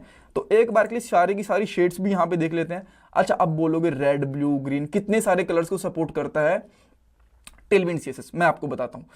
जो ये शेड होती है ना, आपको दो कलर्स में देखने को नहीं मिलेगी। एक होता है व्हाइट, एक होता है ब्लैक। बाकी हर एक कलर के साथ शेड देखने को मिलेगी, और जो जितने भी कलर सपोर्ट करते हैं उनकी डिफॉल्ट लिस्ट मैं आपको दिखा दूंगा, डोंट वरी, इस पार्ट के अंदर। बट एक बार के लिए ये देख लो, ठीक है। लिस्ट दिखाने में कोई इशू नहीं है, वो आराम से दिखा दूंगा। तो मैं यहाँ पे कुछ क्या करता हूँ, कुछ शेड्स बनाता हूँ इस तरीके से। मैंने कॉपी पेस्ट करा, और अब आपको यहाँ पे बहुत सारी लाइन्स दिख रही होंगी। देन मैं यहाँ पे एक एक करके इसके चेंज करता हूँ। यहाँ पे 100 जो इसकी रेंज होती है ना, अगर मैं इसको यहाँ पे हटाऊं, ऐसे करूं, तो इसकी रेंज 50 से स्टार्ट होगी और 950 तक जाएगी। अगर यहाँ पे आप ये लिख दो ना टेक्स्ट ब्लू 150, वो काम नहीं करेगा। जो नंबर्स आपको यहाँ पे दिख रहे हैं बस यही काम करेंगे, ये चीज आपको पता होनी चाहिए। अदरवाइज अगर आप लिख दो कि ठीक है कि मुझे थोड़ा सा 50 से थोड़ा सा डार्क चाहिए, 100 से थोड़ा लाइट चाहिए, 80 कर देता हूं, नहीं, उसके लिए आपको थोड़ी कस्टमाइजेशन करनी पड़ेगी। बाय डिफॉल्ट वो चीज अवेलेबल नहीं होती है। तो मैं यहाँ पे 200 कर देता हूँ। इसके बाद मैं यहाँ पे करता हूँ 300, और जैसे आप यहाँ पे देखो ना, आपके देखो यहाँ पे कलर धीरे धीरे बेटर होते जा रहे हैं। देन उसके बाद में यहाँ पे 400, उसके बाद में यहाँ पे 5, कहाँ चला गया यार, हाँ 500, 600 कर देते हैं, 700। एक बार मैं पूरी की पूरी लिस्ट दिखा देता हूँ आपको, राइट। देन उसके बाद में हम लोग यहाँ पे करेंगे 800, ये हो गया हमारे पास 900, और लास्ट वन रहेगा हमारे पास यहाँ पे 950। एंड देन आप देखोगे कि सारे के सारे शेड्स यहाँ पे आ गए हैं। अब आप बोलोगे ये तो आपको ब्लैक दिख रहा है। जी नहीं, ये ब्लैक नहीं है। अगर आप इसको इंस्पेक्ट करके देखोगे ना, मैं यहाँ पे आपको इंस्पेक्ट करके दिखाता हूँ, देखो ये भी एक कलर है अलग से, ठीक है। ये ब्लैक नहीं है। आपको मे भी आपको हो सकता है कि वैसे रिफ्लेक्शन के अंदर ब्लैक दिखे, बट ऐसा नहीं है, ठीक है। और अगर आप इनको सबको रेड चेंज कर दोगे, जैसे कि मैं यहाँ पे एक बार के लिए कंट्रोल F करता हूँ, ठीक है। एंड देन मैं यहाँ पे करता हूँ ब्लू को रेड से रिप्लेस कर देता हूँ। मैंने सारे के सारे रिप्लेस करे, सेव करा, और देखो अब सबका कलर हो गया रेड, ठीक है। ओके, सो ये हम लोग कैसे यूज कर सकते हैं, इन सबको मैं यहाँ पे कमेंट आउट कर देता हूँ एक बार के लिए। ऐसे हम लोग बेसिकली जो टेक्स्ट कलर होता है वो यूज कर सकते हैं। देन अब हम लोग देख लेते हैं बीजी कलर। सो टेक्स्ट की जगह पे कर दो सिंपली बीजी, और अब आपको यहाँ पे बैकग्राउंड कलर दिखने को मिल जाएगा, जैसे कि यहाँ पे ये देखने को मिल गया। तो मैं यहाँ पे क्या करता हूँ, 50 से स्टार्ट करता हूँ। 50 करा मैंने, और फटाफट से मैं यहाँ पे कुछ कॉपी एंड पेस्ट कर लेता हूँ। अब मैं सारी नहीं दिखाऊंगा, जैसे कि कुछ कुछ दिखा दूंगा। 100 दिखा दिया मैंने आपको, देन उसके बाद 200 मिस कर दिया मैंने, 300 दिखा दिया यहाँ पे, 400 मैंने मिस कर दिया, मैंने यहाँ पे आपको 500 दिखा दिया, 600 मिस कर दिया मैंने आपको, यहाँ पे 700 दिखा दिया, ठीक है। अब इसका पॉइंट ये है कि अगर मैं ज़्यादा टाइम वेस्ट नहीं करना चाहता इस पर, ठीक है, बिकॉज आप आई गेस समझ गए। अब यहाँ पे 900 कर देता हूँ, और यहाँ पे 900 कर दिया, एंड देन हम लोग यहाँ पे 950 भी कर सकते हैं, और लास्ट वाले दो हैं इनको हम लोग हटा देते हैं। तो अब आप यहाँ पे देखोगे शेड्स अच्छे से। अगर इनके अंदर बाकी वाली शेड ऐड कर दे, जैसे कि यहाँ पे 200, 400, 600, 800, तो आपको और भी शेड्स दिख जाती, ठीक है। सेम इसी तरीके से अगर आप लेट से बॉर्डर यूज करना चाहते हो, देन मैं आपको बॉर्डर वाली चीज़ें भी दिखा देता हूँ। ये हम लोग कमेंट आउट करेंगे, एंड देन आपको यहाँ पे लगाना है सिंपली बॉर्डर। लेट से आप बॉर्डर में कौन सा कलर देना चाहते हो, ग्रीन कलर देना चाहते हो, बॉर्डर ग्रीन 50 हो गया। देन इसके बाद में आप बॉर्डर का क्या साइज देना चाहते हो, लेट से आप बॉर्डर का साइज देना चाहते हो 4, आपने ये लगा दिया। तो आपको यहाँ पे इसका हल्का सा 4 बॉर्डर दिख रहा होगा। डोंट वेरी, अगर आपको अच्छे से समझ में नहीं आ रहा तो मैं इसको यहाँ पे चेंज भी कर देता हूँ। इसको ही हम लोग कॉपी एंड पेस्ट कर लेते हैं। ठीक है। तो इसको मैं यहाँ पे करूँगा 100, देन इसको मैं यहाँ पे करता हूँ 300, इसको यहाँ पे कर लेता हूँ 500, 700 और यहाँ पे 950। आपको पता है 950 तक रेंज होती है, 800 एंड 900 मैंने मिस कर दी। यहाँ पे देखो, तब आपको यहाँ पे बॉर्डर्स की जो शेड है वो भी चेंज होती दिखाई दे रही है। देन इसको मैं यहाँ पे कमेंट आउट कर देता हूँ। अब लेट से आपको क्या चाहिए, आपको चाहिए कि आउटलाइन करके दिखाओ, ठीक है भाई। देन इस कलर के अंदर आप लोग क्या करोगे, आउटलाइन, आउटलाइन, देन मैं ये हटा देता हूँ आउटलाइन। यहाँ पे आप यहाँ पे लेट से लिखते हो येलो, ठीक है, आपने येलो लिखा एंड देन पूरी की पूरी येलो की यहाँ पे रेंज आ गई। मैं यहाँ पे 50 सेलेक्ट कर लेता हूँ। यहाँ पे आपको लिखना पड़ेगा आउटलाइन, देन जितना आप आउटलाइन देना चाहते हो, जैसे कि मैं यहाँ पे दे देता हूँ आउटलाइन 8 देना चाहता हूँ, तो यहाँ पे आउटलाइन 8 आ गई। एंड आप यहाँ पे एक फीका सा कलर देख भी पा रहे हो, राइट। थोड़ा और इसको डार्क करते हैं, जैसे कि यहाँ पे दे देते हैं हम लोग 200, 100 दे देते हैं। एंड और भी चीज़ें बताऊंगा, ऐसा मत सोचना कि भाई ये चीज़ें बस रिपीट हो रही हैं। यहाँ पे 300, 500, 700, 900 एंड 950 सेव करूंगा। एंड देखो अब इस तरीके से हमारे आउटलाइन आ गया। सो जो भी आपको कलर की प्रॉपर्टी देनी है, बेसिकली यहाँ से बस उसको लिखना टाइप शुरू करो एंड देन आप उसको आराम से उसके कलर को दे पाओगे, ठीक है। तो अभी तक हम लोगों ने क्या क्या चीज़ें देख ली, शेड्स वगैरह समझ ली, जितनी शेड्स होती है। शेड्स इसकी कहाँ से स्टार्ट होती है, अगर आप में इंटरव्यू पूछोगे 50 से लेके 950 तक शेड होती हैं। ब्लैक और वाइट कलर, इन दोनों की शेड्स नहीं होती हैं, ठीक है। और आप लोग जस्ट इनकी देखो, उन्होंने क्लास का ना एक पैटर्न बना रखा है। टेक्स्ट का कलर चेंज करना है, यहाँ पे टेक्स्ट लगा दो, बाद में रेड कलर और उसका शेड। अगर आपको बीजी का चेंज करना है तो बीजी लगा दो, उसका कलर देन उसकी शेड। बॉर्डर का कलर चेंज करना है, बॉर्डर, उसका कलर, उसकी शेड। आउटलाइन का कलर, उसका नाम, आउटलाइन, आउटलाइन का कलर और उसकी शेड। इस तरीके से हर एक चीज का आप लोग कलर चेंज कर सकते हो, शेडो वगैरह का भी कर सकते हो, ठीक है। कूल। नेक्स्ट चीज, अब बाय डिफॉल्ट कितने कलर्स होते हैं, अगर आप लोग यहां पे सिंपली लिखोगे ना टेलविंड CSS डिफॉल्ट कलर्स, तो यहाँ पे आपको जो फर्स्ट वाला लिंक दिख रहा है, यहाँ पे जाओ तो ये कलर होते हैं। ये कौन से हैं, स्लेट, ग्रे, जिंक, न्यूट्रल, उसके बाद में स्टोन, रेड, ऑरेंज। यहाँ पे देख सकते हो आप सारे के सारे कलर्स हैं हमारे पास यहाँ पे, ठीक है। जो हम लोगों ने यहाँ पे यूज़ करे थे, पर्पल यूज़ करा, पर्पल यूज़ कर सकते हो, रेड यूज़ कर सकते हो, रोज, जितने भी कलर्स होते हैं सारे के सारे। और इन सबकी शेड कहाँ से स्टार्ट होती है, 50 से लेके 950 तक यहाँ पे आप लोग देख सकते हो, ठीक है। सो इसमें कुछ डाउट, कुछ कंफ्यूजन है, मुझे कमेंट सेक्शन में पूछ सकते हो। इंटरव्यू क्वेश्चन एक आंसर दे दिया, एक आंसर आप मुझे कमेंट सेक्शन में दोगे। अब बात करने वाले हैं कि टेलविंड CSS में हम लोग मार्जिन एंड पैडिंग कैसे यूज कर सकते हैं। सबसे पहले देखेंगे कि margin and padding all sides पे कैसे अप्लाई होती है। ऑल साइड्स का मेरा मतलब यहाँ पे टॉप, बॉटम, राइट और लेफ्ट, चारों पे एक साथ मार्जिन पैडिंग अप्लाई करने से है।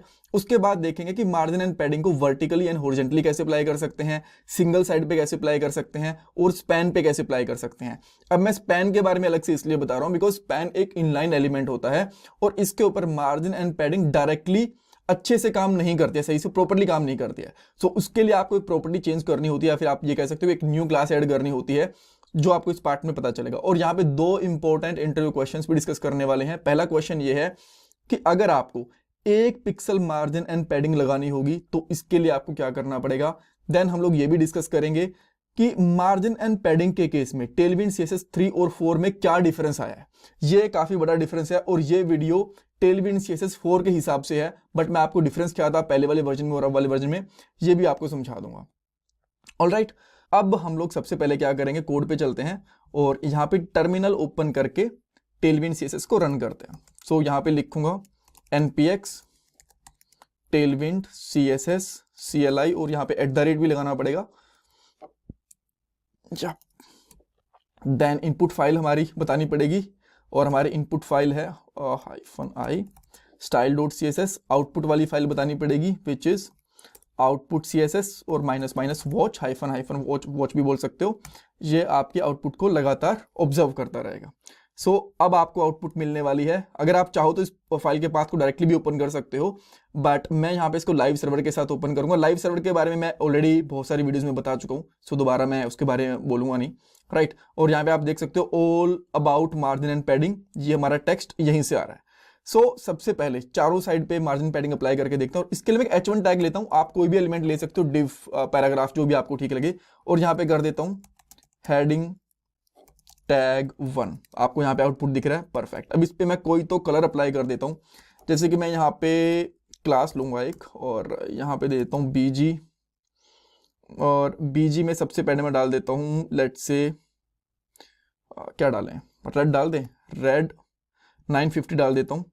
एंड यहाँ पे आप देख सकते हो एक हमारे पास डार्क सा कलर आ गया यहाँ पे, ठीक है। आपको कलर टेक्स्ट का कलर डालना है तो वो भी डाल सकते हो, टेक्स्ट वाइट कर देता हूँ इसको, ठीक है। सो आपको यहाँ पे दिख रहा होगा। अब ये तो सिंपल है। इसके ऊपर अगर आपको लेट्स से सबसे पहले पैडिंग डालनी है, राइट, सबसे पहले पैडिंग के बारे में लिख देते हैं।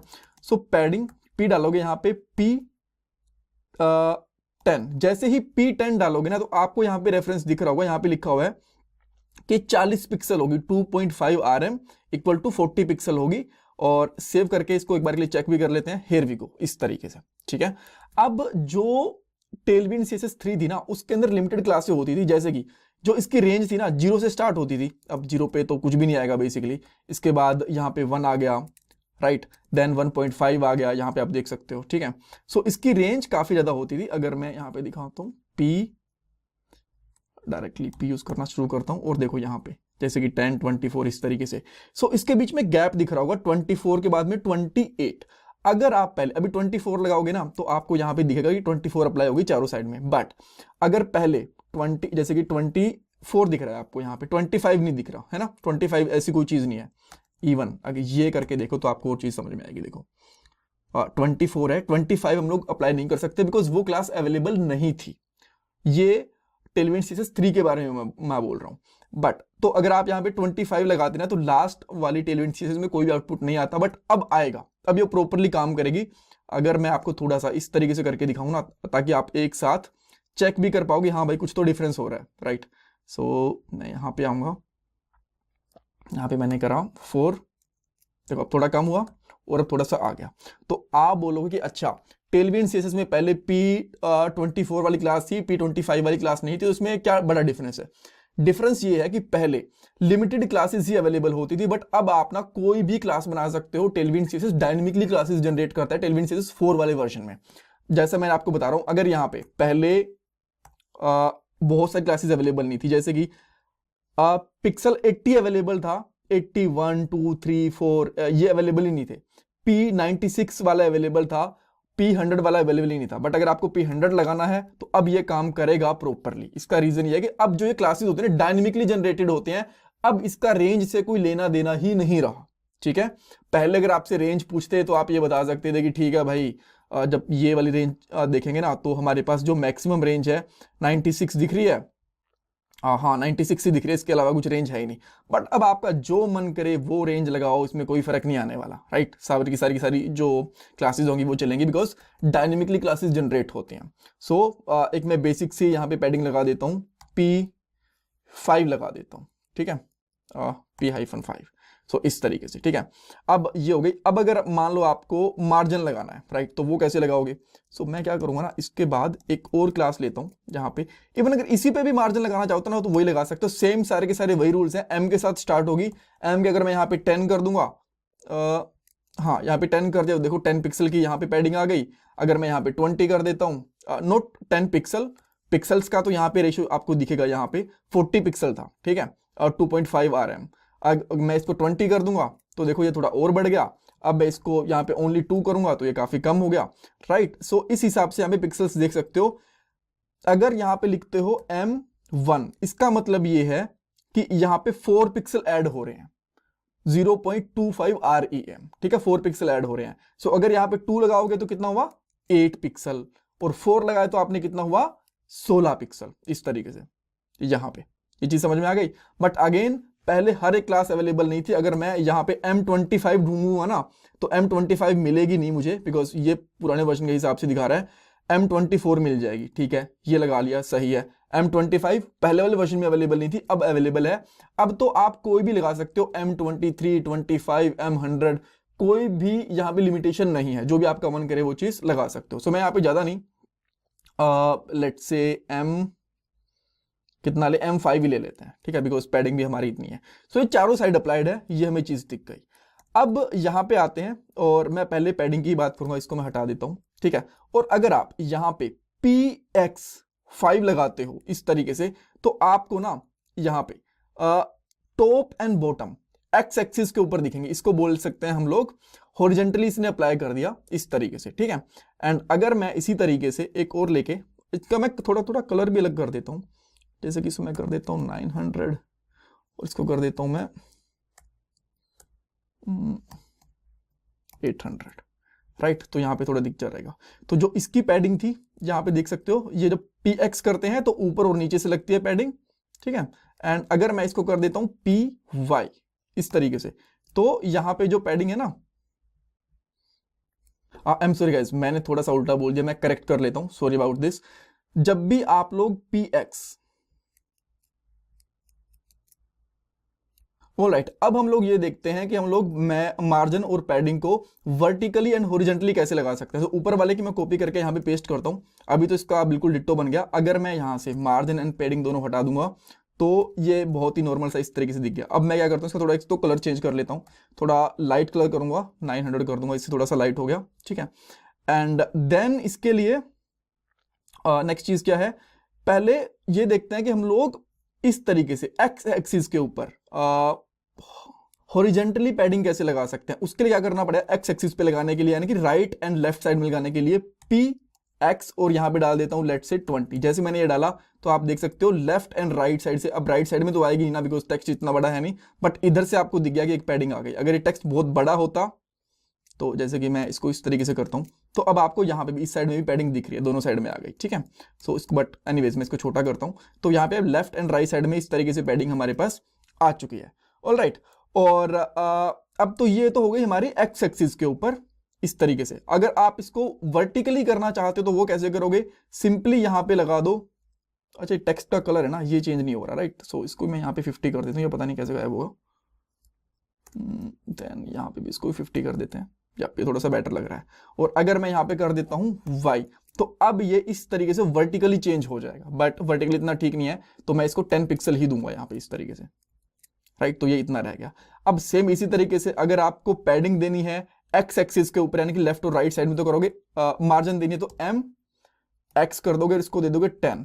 अब आपको लेफ्ट और राइट साइड से पैडिंग मिल गई, यहां पे आप देख सकते हो।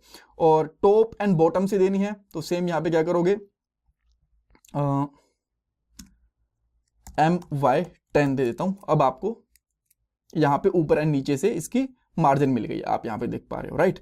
और ये कम ज्यादा करनी है तो उसी तरीके से कर सकते हो। 5 दोगे तो ये कितने पिक्सल होगी, यहां पे आपको सजेशन में दिख रहा है, और 20 पिक्सल, राइट। और यहाँ पे ऐसे 10 दोगे तो 40 पिक्सल, ये आपको यहाँ पे दिख रहा है बेसिकली, ठीक है। और इसको मैं थोड़ा सा और लाइट करूंगा 800 के ऊपर ऐसे। और जो एक्स ये मार्जिन है ना, इसको थोड़ा सा मैं कम करता हूँ, लेट से मैं इसको दे देता हूँ 2 पिक्सल दे देता हूँ, वो बेटर रहेगा, राइट। एंड इसके ऊपर जो ये है, इसको भी मैं यहाँ पे 2 पिक्सल ही दूंगा, ताकि थोड़ा सा डिफरेंस रहे, ज़्यादा डिफरेंस ना रहे। और उसकी पैडिंग को भी मैं यहाँ पे 5 पिक्सल ही रखूंगा, ठीक है। अब अगर आपको सिंगल साइड पे अप्लाई करनी हो तो उसके लिए क्या करोगे, मान लो आप पैडिंग को ना, ये दोनों चीजें हटा देता हूं यहाँ पे, और इसका कलर थोड़ा सा और लाइट करेंगे, ऐसे सही लगता रहता है, राइट, ठीक है। एंड देन अगेन जो टेक्स्ट है इसका 50 देंगे, हाँ। अब मान लो जो आपको पैडिंग है वो टॉप पे देनी है ओनली, तो क्या करोगे, PT एंड कितनी देनी है, लेट से मैं 1 देता हूँ, 4 पिक्सल चली गई है, ऊपर से हो गई 10 देता हूं तो यहाँ पे 40 पिक्सल चली गई, ठीक है। इस तरीके से आप ओनली टॉप पे दे सकते हो। सेम इसी तरीके से MT यानी कि मार्जिन टॉप जितना भी देना चाहते हो, जैसे कि मैं 5 यानी कि कितने पिक्सल हो गई ये वाली, 20 पिक्सल, तो ये ऊपर से चली गई। सेव करूंगा, यहाँ से आपको मिल गया। 10 करोगे तो आपको थोड़ी सी और यहाँ पे दिख गई, ठीक है, ये टॉप पे आ गया। सेम इसी तरीके से लेट से कि आप थोड़ा कलर इसको 6 करते हैं हम लोग यहाँ पे, और यहाँ पे जो पैडिंग है वो लेफ्ट से देना चाहते हो, और मार्जिन है वो भी लेफ्ट से देना चाहते हो, तो अब देखो ये इस साइड से आ गया, ये पैडिंग ये मार्जिन। देन इसके बाद में एक और फिर से यहाँ पे आप राइट साइड से देना चाहते हो, देन इसका टेक्स्ट अलाइनमेंट भी मुझे राइट करना पड़ेगा, टेक्स्ट राइट,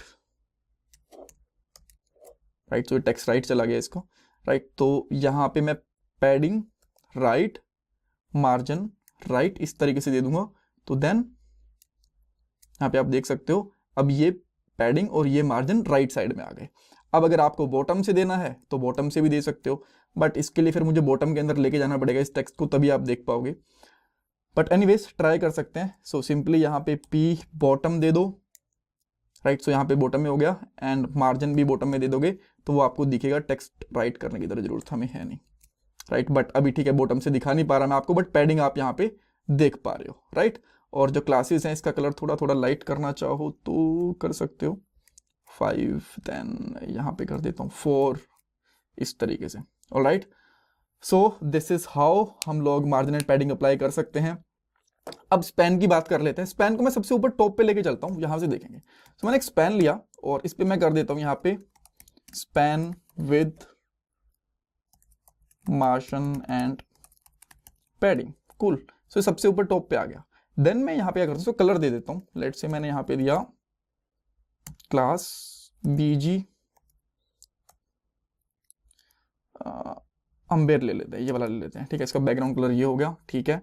एंड अब देखोगे अगर मैं इस पे मैं करता हूं मार्जिन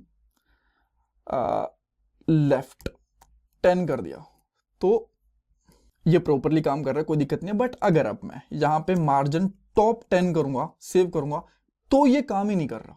सेम इसी तरीके से अगर मैं इसकी पैडिंग यहाँ पे लेफ्ट दूंगा 10 तो ये काम कर रही है, बट अगर मैं यहाँ पे पैडिंग टॉप 10 दूंगा तो वो काम नहीं कर रही है। क्यों? बिकॉज जो इसका डिस्प्ले है ना वो इनलाइन है, इस वजह से ये बस लेफ्ट और राइट की मार्जिन एंड पैडिंग काम करते, टॉप बॉटम की नहीं। बट अगर मैं इसको यहाँ पे ब्लॉक कर दूंगा तो देखोगे सारी की सारी ऊपर से भी मार्जिन एंड पैडिंग काम कर रही है। ऑलराइट, अब नाउ क्वेश्चन, मेरे पास यहाँ पे एक और एलिमेंट है जिसका मैं यहाँ पे एक H2 ले लेता हूँ, कुछ भी एलिमेंट ले सकते हो। अगेन मैं यहाँ पे लिखता हूँ हेडिंग 2 एंड देन हम लोग यहाँ पे क्लास दे लेंगे बीजी सियोन, कुछ भी देते हैं, मैंने ये वाला कलर दे दिया यहाँ पे, ठीक है। अब मैं चाहता हूं कि इसके ऊपर ना बस 1 पिक्सल की पैडिंग दिखे, देन वो आप कैसे करोगे, राइट। सो सिंपली बिकॉज अगर मैं यहाँ पे लगाता हूं पैडिंग टॉप, मान लो टॉप पैडिंग देनी है मुझे, और यहाँ पे कर देता हूं टॉप पैडिंग 1, राइट। तो अब आप देखोगे कितने पिक्सल हुई है। अगर मैं इस पे होवर करता हूं तो ये 4 पिक्सल होगी, तो 1 पिक्सल तो मैं लगा ही नहीं पा रहा हूं ना। अब इसके लिए आपको सिंपली क्या करना पड़ेगा, यहाँ पे पैडिंग टॉप, देन यहाँ पे 1 पिक्सल। अब इसको सेव करोगे तो ये 1 पिक्सल है, और यहाँ पे होवर करोगे तो यहाँ पे इसने दिखा दिया पैडिंग टॉप 1 पिक्सल। अगर आपको नॉर्मल चारों साइड से 1 पिक्सल लगाने तो इस तरीके से, तो चारों साइड से 1 पिक्सल काम करेगी। और इसी तरीके से आपको मार्जिन भी लगानी है 1 पिक्सल की, मार्जिन 1 पिक्सल या फिर 2 पिक्सल, बिकॉज 2 पिक्सल की भी कोई क्लास नहीं है, तो यहाँ पे इस तरीके से 2 पिक्सल की यहाँ पे दोनों साइड से वो आ गया। अदरवाइज तो आपको पता है कि एटलीस्ट 4 पिक्सल लेता ही लेता है। तो this is how we can use margin and padding with the pixels. और हाँ, एक जो मैंने आपको डिफरेंस बताया कि जो हम लोग यहाँ पे डिस्कस कर रहे थे कि वर्जन 3 एंड 4 के बीच में डिफरेंस क्या है मार्जिन एंड पैडिंग में। देखो पहले हमारी एक रेंज होती थी, अगर आप यहाँ पे जाओगे ना तो टेलविंड CSS मार्जिन, शायद ये एक आपको रेंज दिखा भी दे अभी भी। हाँ देखो 0 से लेके 96 तक, और ये चीज मैंने आपको दिखाई भी थी जब हम लोग 96 तक कर रहे थे, ये 3 के अंदर अवेलेबल थी। बट अगर आप 4 की बात करते हो ना तो डायनेमिक क्लासेस हो गई हैं, जो मर्जी क्लास लगा लो उसके हिसाब से आपकी क्लास वो है वो अडॉप्ट कर ली जाती है, और अब इसके अंदर रेंज का कोई फंडा रहा ही नहीं। अब बात करने वाले हैं कि टेलविंड CSS में हम लोग विथ, मिनिमम विथ और मैक्सिमम विथ कैसे यूज कर सकते हैं।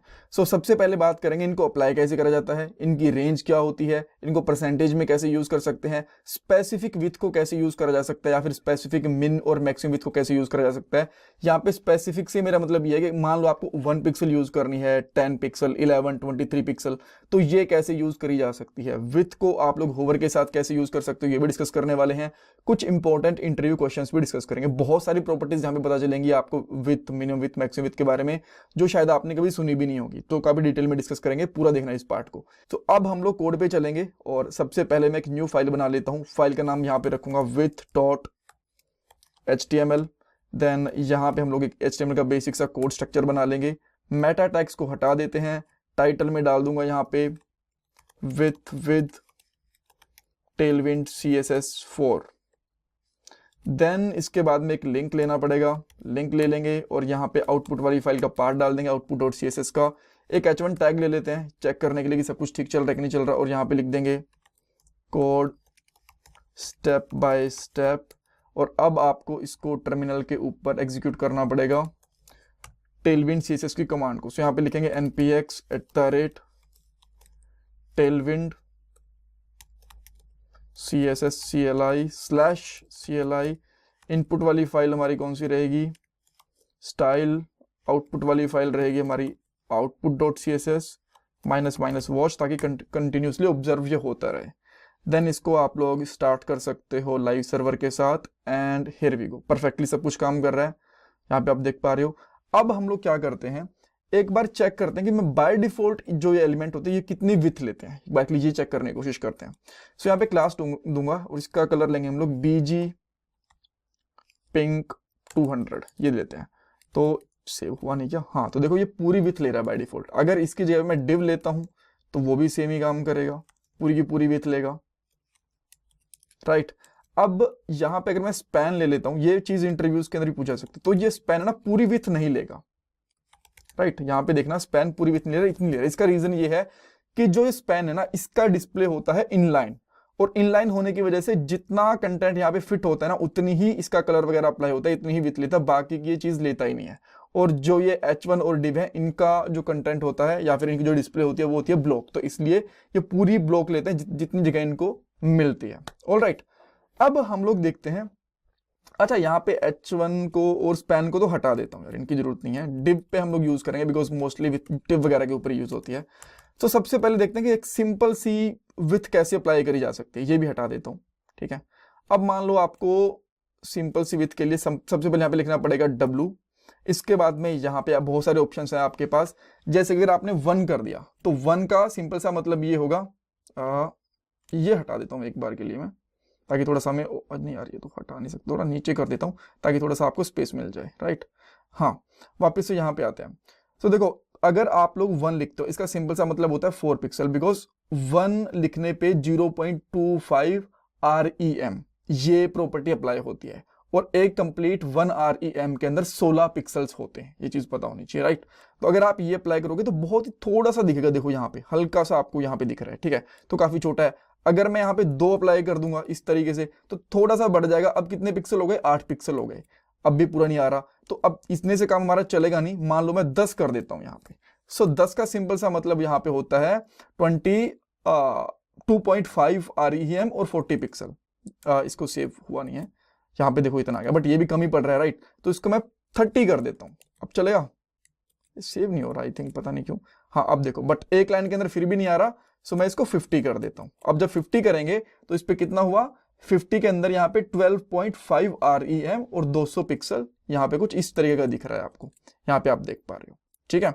सो विथ और यहाँ पे REM कितने, यहाँ पे 50 दोगे उसको 2.5 से डिवाइड कर लो, ठीक है, 0.25 से, जैसे कि ये आ गए 50 अगर 0.25 से डिवाइड करोगे तो 12.5 REM, और अगर इसको 4 से मल्टीप्लाई कर दोगे तो आपके पिक्सल्स आ जाएंगे 200 पिक्सल्स, इस तरीके से, ठीक है। अब मान लो मैं इसकी कंप्लीट विथ लेना चाहता हूं, एक बार के लिए इसको पूरा का पूरा ये कर देते हैं, ठीक है, ये पूरी पूरी आ गई।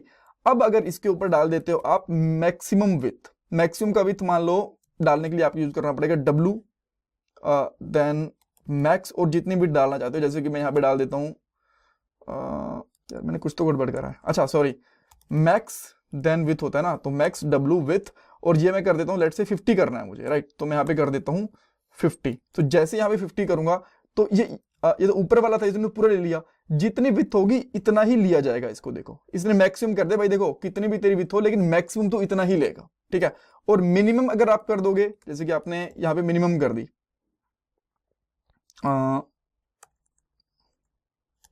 मिनिमम यहाँ पे कर दी 100, तो ये मिनिमम विथ इतनी तो लेगा ही लेगा यहाँ। अच्छा 100 मैंने यहाँ पे कुछ मिन देन विथ, और देन मैंने 100 डाल दी, और देन मैं इसको यहाँ पे सेव करूंगा, या अभी भी हुआ नहीं, क्या चक्कर है भाई। हाँ अच्छा, ये कह रहा है कि मिनिमम 100 तो आपकी होगी, इससे कम नहीं हो सकती। अब जैसे कि इसके ऊपर ये मिनिमम विथ है भाई, मिनिमम इतनी तो रहेगी रहेगी, और आपकी जो इसने विथ है वो आपने डाल रखी है लेट्स से 20, ठीक है। अभी 20 डाल दिया आपने, और इसको मैं एक बार के इसको हटा रहा हूँ, तभी आप मिनिमम विथ का जो वेटेज है वो समझ पाओगे। देखो अभी इतना पड़ रहा है, और मैंने डाल दी कि भाई मिनिमम इतना होगा, तो कम से कम इसको इतनी तो चाहिए ही चाहिए, अभी इतनी तो लेगा ही लेगा, कह रहा इससे कम तो नहीं लूंगा, इससे ज्यादा अगर आप कोई भी देना चाहो तो वो दे सकते हो, ठीक है। इस तरीके से ये चीजें काम करती हैं। सो अब बात कर लेते हैं रेंज की। देखो रेंज में दो तीन चीजें होती हैं, जब एक नीचे एक और लेता हूं मैं, थोड़ा सा इनका ना कलर भी चेंज कर देता हूँ ताकि थोड़ा सा डिफरेंस भी दिखे। यहाँ पे 300 कर दूंगा, यहाँ पे 400 कर दूंगा, तो थोड़ा सा यहाँ पे आके अब थोड़ा सा इंपैक्ट दिख रहा होगा कलर का भी, ठीक है, समझ पाओगे आप। सो देखो जो विथ होती है ना, पहले विथ की बात करते हैं। विथ होती है, वैसे तो इसमें अगर मैं डायरेक्टली ऑप्शंस बताऊं तो इसकी जो विथ जाती है यहाँ पे 96 दिखा रहा भाई, ये है CSS 3 के अकॉर्डिंग। अगर आप लोग CSS 4 यूज कर रहे हो तो कोई भी विथ दे सकते हो, कोई प्रॉब्लम नहीं है। जैसे कि यहाँ पे 96 है, ठीक है, और यहाँ पे आके चेक करोगे, देखो 96 इतनी होती है, ये चल रही है प्रॉपरली। थोड़ा सा कलर में और डार्क कर देता हूँ, 600 कर देता हूँ, ठीक है, तो ये आपको अलग ही दिखेगी। ये यहाँ तक है, और यहाँ पे 96 बताई थी, अगर मैं इसकी यहाँ पे लेट से 150 दे देता हूँ, ये तो भी प्रॉपरली चल रही होगी। मैं यहाँ पे इसकी 200 दे देता हूँ तो भी प्रॉपरली चल रही होगी। सो वैसे जो टेलविन CSS 4 है, इसके अंदर कोई भी रेंज नहीं होती, ये अपने आप जो आप वैल्यू देते हो उसके हिसाब से क्लासेस को कन्वर्ट कर लेता है, ठीक है। बट हाँ, और सेम चीज है मिनिमम मैक्सिमम के साथ। अगर मिनिमम डालोगे ना यहाँ पे, जैसे कि यहाँ पे आपने 100 डाल दिया एक बार के लिए, ठीक है, इतना डाल दिया। अब अगर मैं इसकी कर दूं मिन विथ 200, तो फिर ज्यादा ही लेगा भाई, तो ये को यहाँ तक ले जाएगा। मिनिमम विथ का भी सेम वही चलता है जो विथ का चलता है।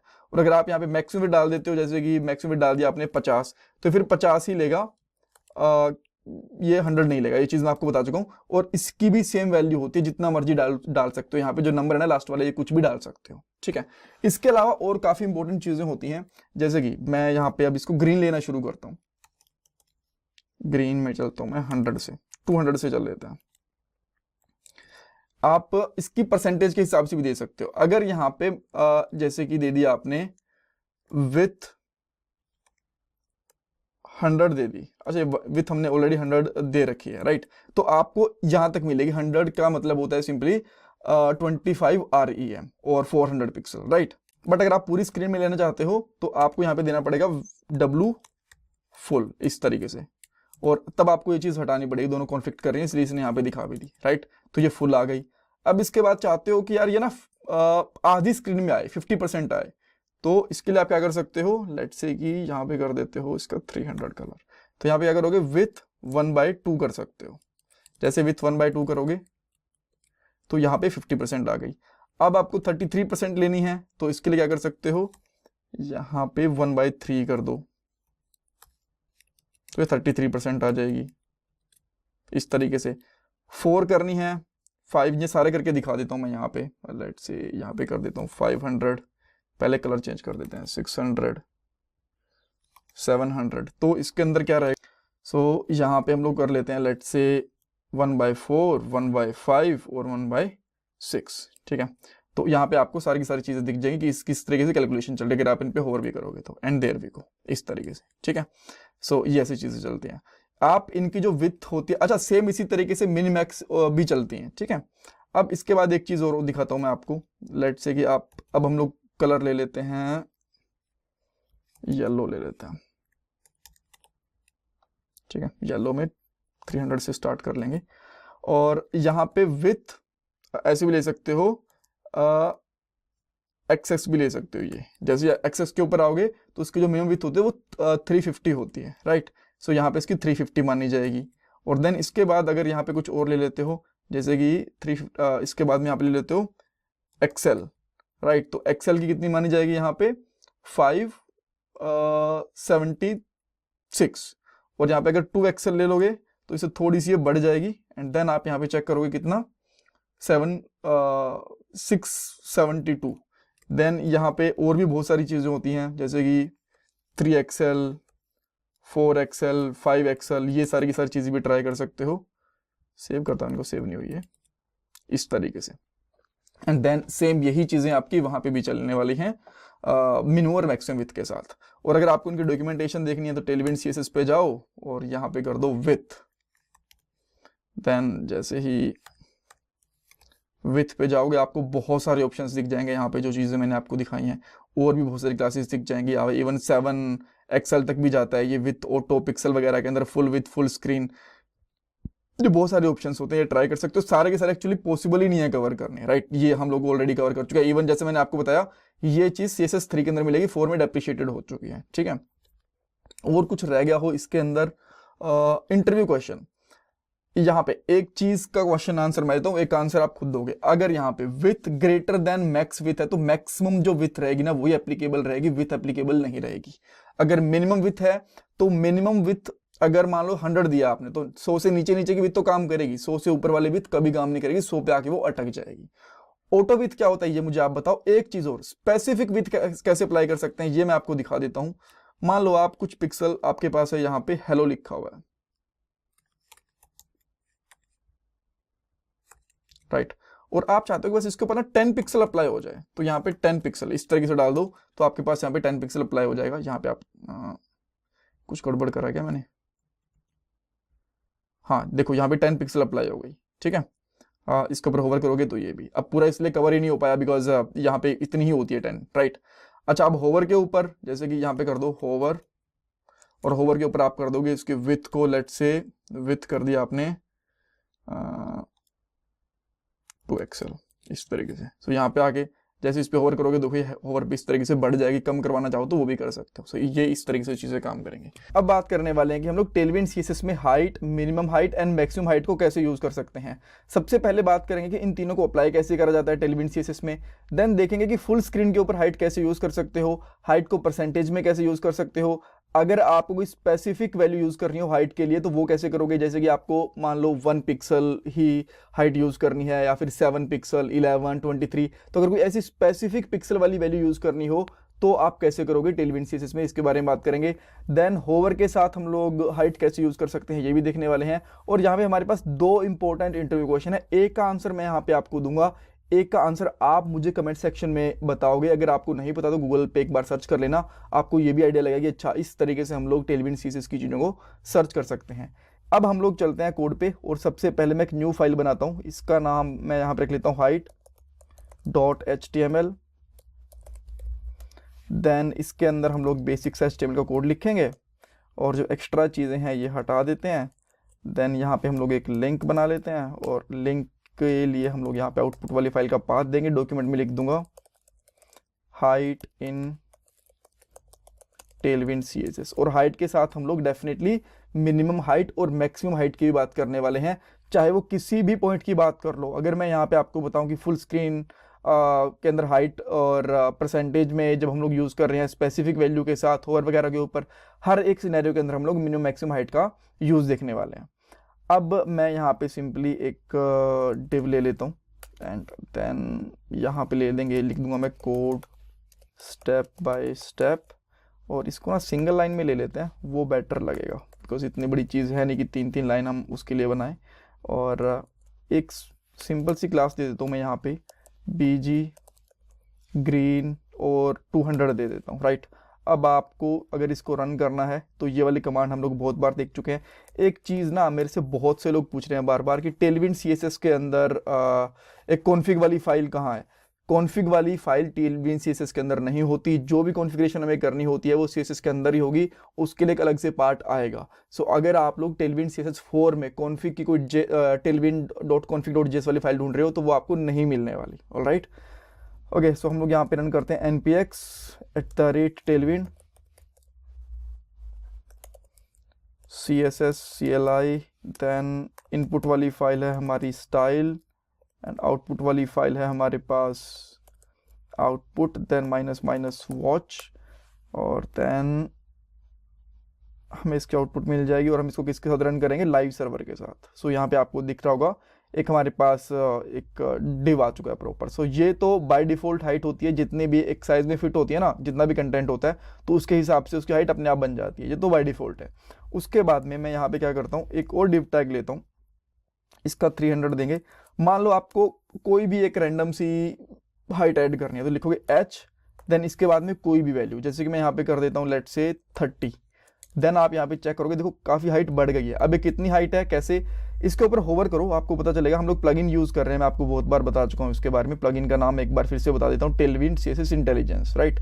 सो जैसे यहाँ पे होवर करोगे तो ये बोलते हैं कि भाई जब हम लोग 30 यूज़ करते हैं ना, तो वो 7.5 REM, इसको 4 से डिवाइड करना होता है, वो मिलेगी। और ये किसके बराबर होती है, 120 पिक्सल के, बिकॉज एक पिक्सल के अंदर, एक REM के अंदर 16 पिक्सल होते हैं। सो 120 इसकी हाइट चली गई, राइट। इस तरीके से आपको कम हाइट लेनी है, तो लेट से आपने यहाँ पे 10 दे दिया। जब 10 दोगे तो आप यहाँ पे देखोगे इसकी 40 पिक्सल हाइट जाएगी। और थोड़ा कलर अलग करने के लिए मैं इसमें थोड़ा सा चेंज कर देता हूँ यहाँ पे, एंड अब देखो यहाँ पे थर्ड वाली हाइट आ गई इस तरीके से। बट आप चाहते हो कि विदाउट नंबरिंग, मान लो आप एक बार 100 पिक्सल भी लगा के देख लेते हैं, मान लो 100 वैल्यू देख लेते हैं, जिसका सिंपल सा मतलब होता है 400 पिक्सल और 25 REM। और इसके साथ में इसकी वैल्यू भी चेंज कर देता हूँ, 500 कर देंगे, राइट। देन देखो यहाँ पे इतनी सारी वैल्यू ले ली इसने। अब इन सबको एक बार के लिए मैं हटा देता हूँ, ठीक है। फुल हाइट यूज़ करना चाहते हो, फॉर एग्जांपल की जो हाइट आपकी पूरी स्क्रीन के हिसाब से आनी चाहिए, तो आपको यहाँ पे क्लास होती है यूज़ करनी पड़ेगी h फुल। बट जैसे ही आप ये वाली क्लास यूज़ करोगे ना, तो फिर भी आपकी फुल हाइट आने नहीं वाली, बिकॉज अगर आपको फुल हाइट चाहिए या फिर परसेंटेज में चाहिए, तो जो बॉडी है ना, इसके ऊपर आपको एक और क्लास ऐड करनी पड़ेगी, वो होती है h स्क्रीन, इस तरीके से, यानी कि स्क्रीन की हाइट आपको लेनी पड़ेगी। एंड नाउ अब आप देख सकते हो इस तरीके से। तो जो एक हमारा ये इंटरव्यू क्वेश्चन था कि h स्क्रीन और h फुल में क्या होता है, h स्क्रीन आपको अलाउ करती है कि आप h फुल या फिर परसेंटेज के अंदर हाइट वगैरह का यूज कर सकते हो, ठीक है। सो एक तो ये हो गई। इसके बाद में अब मान लो आप ये यूज ना करके इसमें आप पिंक यूज करना चाहते हो हाफ हाइट के लिए। सो हाफ के लिए आप क्या करोगे, 1/2 कर दो, तो 50% स्क्रीन के ऊपर आपकी हाइट आ जाएगी। पिंक की मैंने स्पेलिंग में टाइपो कर दिया, yup, and there we go. अब ये 50% में आ गई, राइट।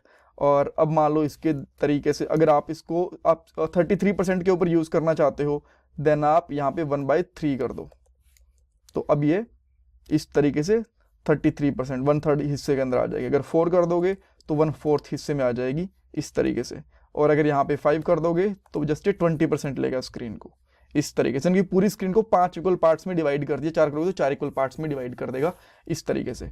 अब मैं ये जैसे कि आपने यहाँ पे 7 कर लिया, ठीक है, अभी काफ़ी छोटा है, तो 7 इक्वल पार्ट्स में डिवाइड हो गए। अगर आप इसको ऊपर 7 कलर्स ले लोगे इस तरीके से, कितने हो गए, 1 2 3 4 5 6 7, और इनकी वैल्यूज अब धीरे धीरे बढ़ा दो, जैसे कि मैंने यहाँ पे कर दी 300 400 500 600 700, यहाँ पे 800, राइट। देन हम लोग यहाँ पे आते हैं, देन हियर वी गो। इस तरीके से इसकी जो हाइट आप लोग यूज़ कर सकते हो। और भी बहुत सारी क्लासेस होती हैं। अगर मैं यहाँ पे टेलविंड CSS के अंदर जहाँ पे जाके ना सर्च करूँ हाइट, तो आपको हाइट की और भी बहुत सारी क्लासेस मिल जाएंगी। यहाँ पे देखो हाइट ऑटो है, फुल है, स्क्रीन है, ये सारी की सारी चीज़ें दे रखी हैं आपको यहाँ पे, ठीक है। इन क्लासेस का आप यूज़ कर सकते हो। और जो भी क्लास आप यूज़ करना चाहते हो, जैसे कि फॉर एग्ज़ाम्पल आप यहाँ पे HDVM ये यूज़ करना चाहते हो, ये यहाँ पे क्लास लो,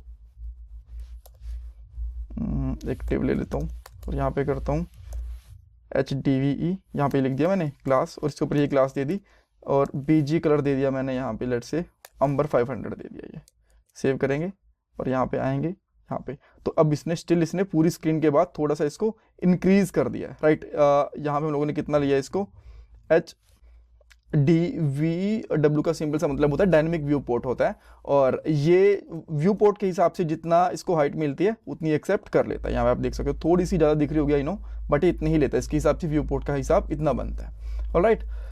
ओके, अब मिनिमम मैक्सिमम हाइट की बात भी कर लेते हैं। लेट्स से मेरे पास एक डिव है और इसके अंदर लिख दिया मैंने code step by step, and मैं यहाँ पे एक हाइट ले लेता हूँ पहले। लेट्स से मैंने यहाँ पे हाइट ले ली 100, यहाँ पे आते हैं और इसका बैकग्राउंड कलर BG पिंक ले लिया मैंने, एक रैंडम सी वैल्यू ले ली, राइट। यहाँ पे आते हो, अब आपको इतना दिख रहा है इसके ऊपर, बिकॉज हम लोगों ने 100 लिया, और 100 का सिंपल सा मतलब होता है 400 पिक्सल। बट आप चाहते हो कि ये जो इसकी मैक्सिमम हाइट है ना, वो इसकी जानी चाहिए लेट्स से कि 50 पिक्सल। तो यहाँ पे H, देन यहाँ पे सिंपली लिख सकते हो 50 एंड अब ये 50 ही जाएगी, इससे ज़्यादा जाएगी ही जाएगी नहीं, ठीक है। आप चाहे यहाँ पे कितना भी दे लो, हाँ अगर यहाँ पे 10 दोगे तो 10 डेफिनेटली जाएगी बिकॉज 50 से कम है, बट इससे मैक्सिमम नहीं जाएगी, इससे ज़्यादा नहीं जाएगी जो आपने यहाँ पे डिफाइन कर दिया। इसी तरीके से अगर आप लोग इसको, मैं ऊपर वाले को हटाता हूँ, एक मिनिमम वैल्यू लेते हो और मिनिमम में डाल देते हो कि जो उसकी मिनिमम है वो 50 रहेगी ही रहेगी। अगर आपने अब 10 डाला ना तो 10 नहीं चलेगी, 50 रहेगी मिनिमम। और यहाँ पे आप देख सकते हो अगर मैं यहाँ पे 20 भी डाल दूंगा, 30 डाल दूंगा, 20 डाल दूंगा, कुछ भी डाल दूंगा तो ये रहेगी ही इतनी 50 ही। अब अगर मैं यहाँ पे डालता हूँ 70 80 तो ये डेफिनेटली इससे ज़्यादा जाएगी बिकॉज मिनिमम इतनी है, इससे ज़्यादा तो कितनी भी हो सकती है। हाँ, अब जो मैंने प्रॉपर्टीज यहाँ पे यूज़ करी है ना, H1/7, 1/2 फुल और H30, अगर आपको मिनिमम मैक्सिमम के साथ यूज करनी है बहुत ही सिंपल है। इसके आगे जो भी आपने यहाँ पे प्रॉपर्टी ली इसके आगे मिन लगा दो, मैक्स लगा दो इस तरीके से, और हाइट वाली सेम प्रॉपर्टीज काम करेंगी, ठीक है। हाइट के आगे जैसे कि यहाँ पे अगर आपको इसको मिनिमम करना है तो देन यहाँ पे करोगे मिनिमम इस तरीके से, अगर इसको मैक्सिमम देना है तो इस तरीके से मैक्सिमम कर दोगे। ऑलराइट, सो ऐसे मैक्सिमम और मिनिमम वैल्यूज काम करने वाली हैं। सो एक इंटरव्यू क्वेश्चन का मैंने आपको आंसर दे दिया। जो एच स्क्रीन होता है वो अलाउ करता है कि हम लोग परसेंटेज में और फुल स्क्रीन के ऊपर सीरीज अप्लाई कर सकते हैं, और ये आपकी बॉडी के ऊपर या फिर इस पेरेंट टैग के ऊपर लगेगी।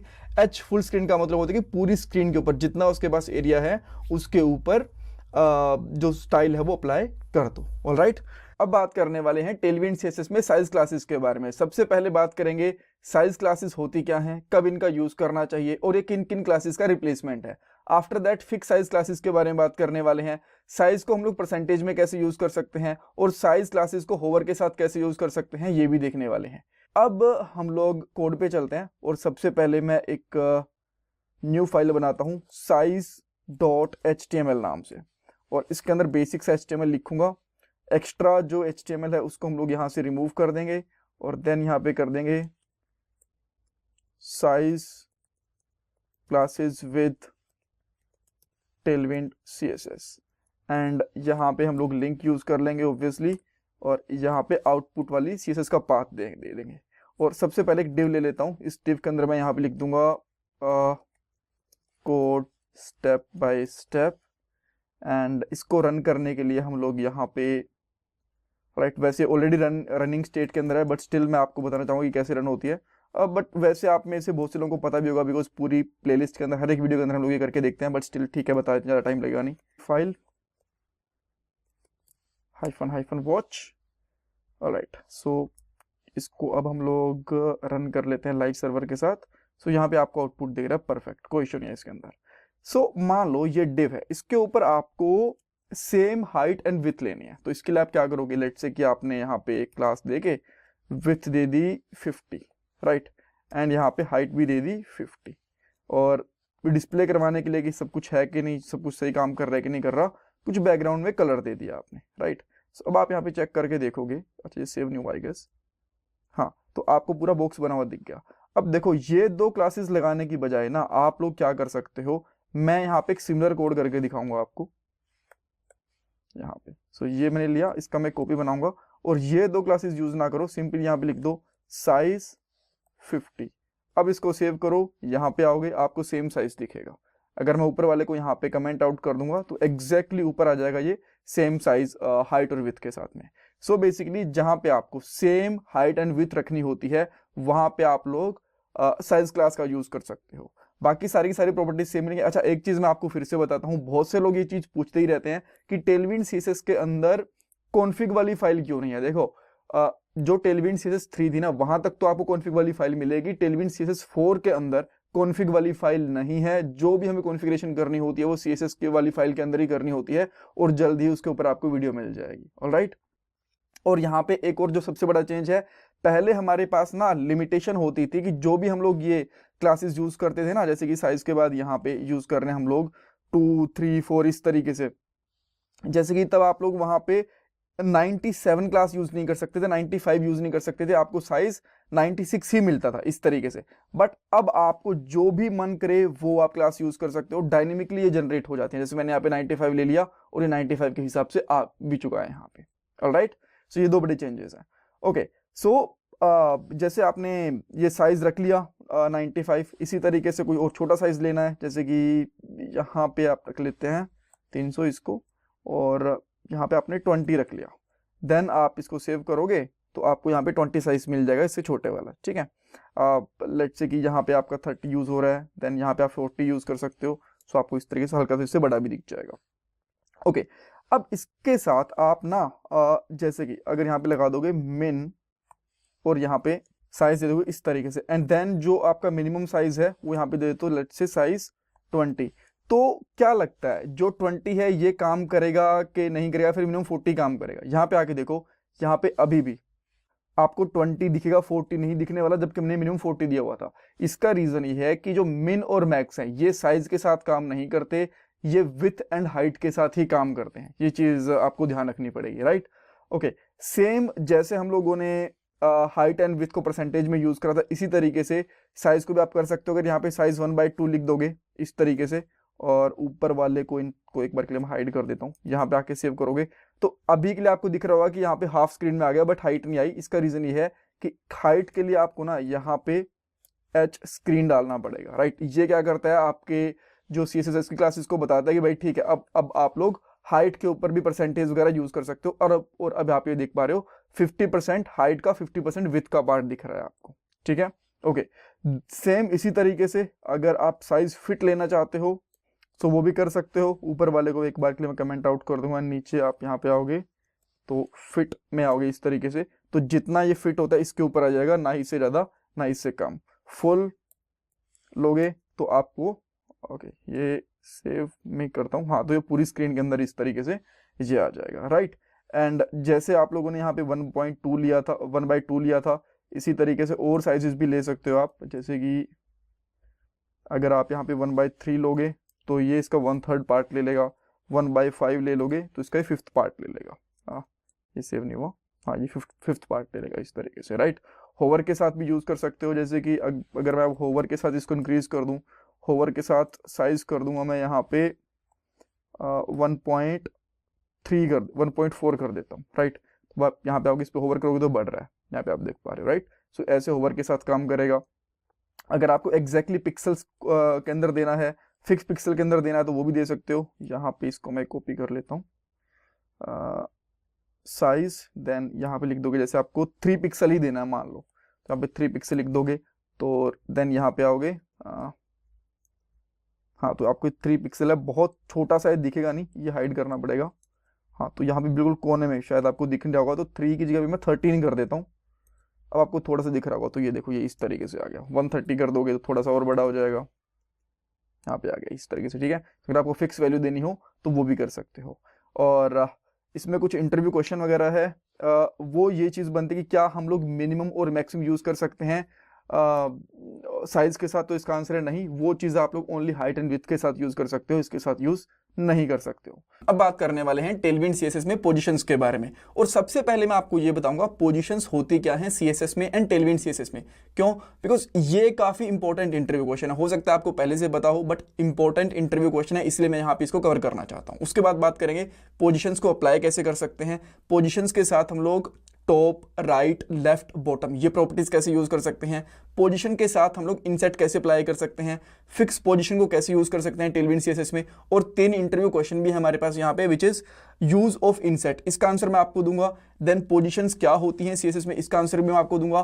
बॉक्स मॉडल इन CSS ये क्या होता है, इसका आंसर मैं आपको नहीं दूंगा, आप ये कमेंट सेक्शन में अटेम्प्ट करोगे, काफी इंपॉर्टेंट है ये भी, और फ्रेशर और एक्सपीरियंस दोनों टाइप के डेवलपर से ये चीज पूछी जाती है कि बॉक्स मॉडल क्या होता है CSS में। ऑलराइट, अब हम लोग पहले क्वेश्चन की तरफ चलते हैं कि पोजीशंस होती क्या हैं CSS में। देखो, पोजीशंस CSS के अंदर प्रॉपर्टीज होती हैं जिनकी हेल्प से हम लोग डिसाइड करते हैं कि हमारे HTML एलिमेंट स्क्रीन पे कहां डिस्प्ले होंगे। यहां पे टॉप में डिस्प्ले होंगे, बॉटम में डिस्प्ले होंगे, यहाँ पे राइट में, लेफ्ट में, सेंटर में, या फिर उनकी पोजीशन फिक्स रहने वाली है कि पूरी की पूरी चाहे स्क्रीन स्क्रॉल होती रहे बट वो यहाँ पे फिक्स होंगे। जैसे आप लोगों ने बहुत बार एक फिक्स हेडर वगैरह देखा होगा इस तरीके से। सो ये सारी की सारी चीजें हम लोग पोजीशंस के साथ यूज कर सकते हैं CSS और टेलविंड CSS दोनों के अंदर, ठीक है। अब हम लोग क्या करते हैं, एक फाइल बनाते हैं, और इस फाइल का नाम मैं यहाँ पे रखता हूँ positions.html, और सिंपली हम लोग यहाँ पे एक HTML का सिंपल सा पेज बनाते हैं। एक्स्ट्रा चीजें हम लोग यहाँ से रिमूव कर सकते हैं। टाइटल मैं इसका यहाँ पे डालता हूँ positions with Tailwind CSS, right. और यहाँ पे एक लिंक भी यूज़ कर लेंगे। और जैसे ही हम लोग यहाँ पे लिंक यूज़ करेंगे तो उसमें हमें आउटपुट CSS का लिंक भी डालना पड़ेगा। एक चीज़ आपको ध्यान रखनी है कि जो बिल्ड वाली कमांड होती है वो यहाँ पे रन होती रहनी चाहिए। बहुत सारे वीडियोज़ में आपको बता चुका हूँ कि कैसे ये रन होती है, ठीक है। देन नेक्स्ट चीज़ क्या है, हम लोग यहाँ पे एक डिव ले लेते हैं और डिव में अभी के लिए कुछ नहीं लेते हैं, बस एक डिव लेके छोड़ देते हैं। और इसका मैं यहाँ पे क्लास अप्लाई कर देता हूँ BG रेड 200 करके, हल्का सा बस ऑफ वाइट सा कलर दे देते हैं, ऑफ रेड सा।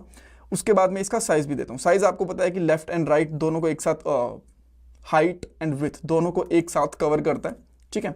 सो इसलिए जैसे मैं इनको यहाँ पे दूंगा और आप इसका आउटपुट स्क्रीन पे चेक करोगे, मैं इसको ओपन कर लेता हूँ लाइव CSS के साथ में, आप यहाँ पे देख सकते हो इस तरीके से हमें CSS की इसकी दिख गई। अगर आपको थोड़ा सा इसको बड़ा करना है तो बड़ा भी कर सकते हो। लेट्स से कि मैं यहाँ पे 96 ले लेता हूँ, तो आपको यहाँ पे अब थोड़ी सी साइज बड़ी दिख रही होगी, वो ठीक रहेगा, ठीक है। देन मैं क्या चाहता हूँ कि इसको मैं यहाँ पे बिल्कुल बॉटम में दिखाना चाहता हूँ, तो वो कैसे कर सकता हूँ? ये डेफिनेटली पॉसिबल है एब्सोल्यूट पोजीशन के साथ। तो सबसे पहले मैं इसको करता हूँ पोजीशन, नहीं पोजीशन कुछ नहीं करना, एब्सोल्यूट ये लगाना है। अभी के लिए इसमें कोई इंपैक्ट नहीं आएगा, बट जैसे ही मैं इसको करूंगा बॉटम 0, तो आप देखोगे ये बॉटम यहाँ पे आ गया। और अगर मैं आप इसको कर दूं राइट 0, तो यहाँ पे राइट में चला गया। अगर मैं इसको राइट कर देता हूँ 10, तो यहाँ से थोड़ा सा स्पेस लेके इधर आ जाएगा, ठीक है। सो 0 का मतलब है कि बिल्कुल राइट में हो जाए, ठीक है। थोड़ा सा इसको छोटा करना चाहते हो तो अब लेट से इसको थोड़ा छोटा कर भी सकते हो, 52 ले लेता हूँ इस तरीके से, ठीक है। अब मैं सेम चाहता हूँ कि एक ऐसा ही डिव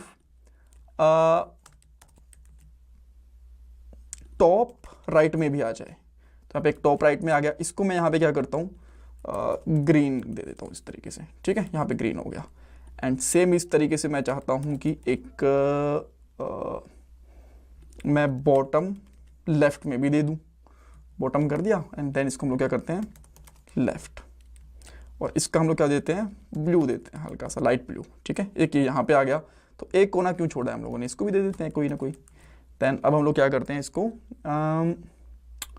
बॉटम टॉप लेफ्ट में कर देते हैं और इसको क्या देंगे, यहाँ पे येलो दे देते हैं, ठीक है। सो आप देखोगे चारों कोनों के ऊपर इस तरीके से हमारे पास हम लोगों ने पोजीशंस की हेल्प से इनको यूज़ कर लिया। बट अब आप चाहते हो कि ये चारों तो ठीक है, बट हम इनको ना इस तरीके से यहाँ पे चाहते हो कि यहाँ पे हमारे पास एक डिव है, उनके अंदर ये चारों कॉर्नर्स पे दिखे। जैसे कि मैं आपको एग्जांपल लेके बताता हूँ, आपके पास एक डिव है एंड देन इसका यहाँ पे कलर है लेट्स से BG रेड 500 इस तरीके से, ठीक है। एंड इसका साइज है हमारे पास, लेट्स से साइज है इसका 96 पिक्सल, ठीक है। आप यहाँ पे देख पा रहे हो इस तरीके से ये पोजीशन एब्सोल्यूट है, तो इसके ऊपर से इसको ओवरराइड कर दिया इसने येलो वाली को। तो एक बार के लिए चाहो तो इन सबको हटा दो, कोई प्रॉब्लम नहीं है। आप यहाँ पे रेड प्रॉपर्टी देख पा रहे हो, तो एक बॉक्स यहाँ पे, एक यहाँ पे, एक यहाँ पे, चारों बॉक्स इसके अंदर ही आने चाहिए। सो वो कैसे कर सकते हो, इनको कॉपी करके इसके अंदर रख लो, ठीक है, इस तरीके से। और ये काफ़ी बड़े हैं, अगर आप देखोगे अभी तो ये इस तरीके से दिख रहे हैं, काफ़ी बड़े हैं, तो इसके अंदर फिट नहीं हो पाएंगे, तो इनका साइज ना छोटा कर देता हूँ। लेट्स से कि मैं इसका साइज कर देता हूँ यहाँ पे 20 भी थोड़ा बड़ा रह जाएगा क्या, 12 कर देता हूँ, ठीक है। तो हाँ ये थोड़ा छोटा हो गया, 12 ठीक है। एंड देन इस तरीके से मैं इसको भी यहाँ पे 12 कर दूंगा, इसको भी 12 कर देता हूँ एंड इसको भी 12 कर देता हूँ।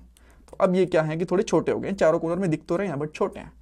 बट अब इस डिव के अंदर आने चाहिए ना, तो आप ऊपर वाले डिव की पोजीशन है ना वो कर दो रिलेटिव। सो सिंपल क्या करनी है, एक रिलेटिव डालनी है एंड देयर वी गो। अब ये इसके चारों कॉर्नर पे आ गए हैं।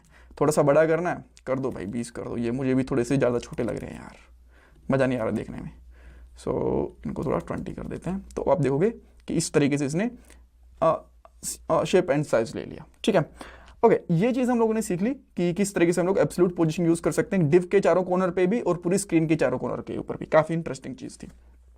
अब मैं चाहता हूँ कि एक और मेरे पास यहाँ पे डिव है और इसको मैं क्लास दे देता हूँ यहाँ पे BG ग्रीन और 500 दे देता हूँ मैं यहाँ पे, ठीक है। एंड देन इसका भी मैं साइज़ क्या करता हूँ, साइज़ दे देता हूँ 96, ठीक है, कोई दिक्कत नहीं है। यहाँ पे इसके नीचे आ गया, ठीक है, थोड़ा स्क्रॉल भी आ रहा है, ठीक है, कोई प्रॉब्लम नहीं है।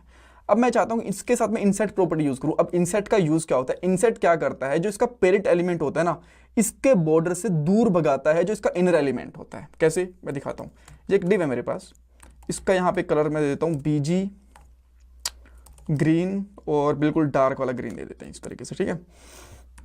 एंड इसका साइज दे देता हूँ मैं यहाँ पे, लेट से 56 होता है क्या, 56 होता ही होगा, हाँ यहाँ पे आ गया 56, थोड़ा बड़ा हो गया यार, मैं इसको 32 दे देता हूँ, ये थोड़ा ठीक लग रहा है, ठीक है।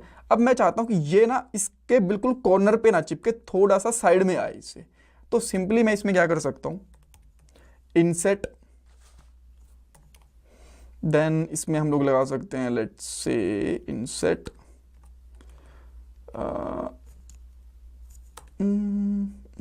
इंसर्ट में इसमें क्या करता हूँ 10 कर देता हूँ। जैसे मैं इसमें इंसर्ट 10 करूँगा और इसको सेव करूँगा, ओके ये चेंज नहीं हुआ बिकॉज इसकी पोजीशन हमें यहाँ पे देनी है एब्सोल्यूट, बिकॉज तब जब तक एब्सोल्यूट नहीं आएगी चेंज कैसे होगा। सो इसकी पोजीशन हमने एब्सोल्यूट दी। अब ये चला गया बिल्कुल ऊपर, इधर से इसने ले तो लिया बट ये कहाँ चला गया, बिल्कुल ऊपर चला गया। अब हमें इसके अंदर लेके आना है, देन ऊपर वाली पोजीशन को क्या देंगे हम लोग, रिलेटिव।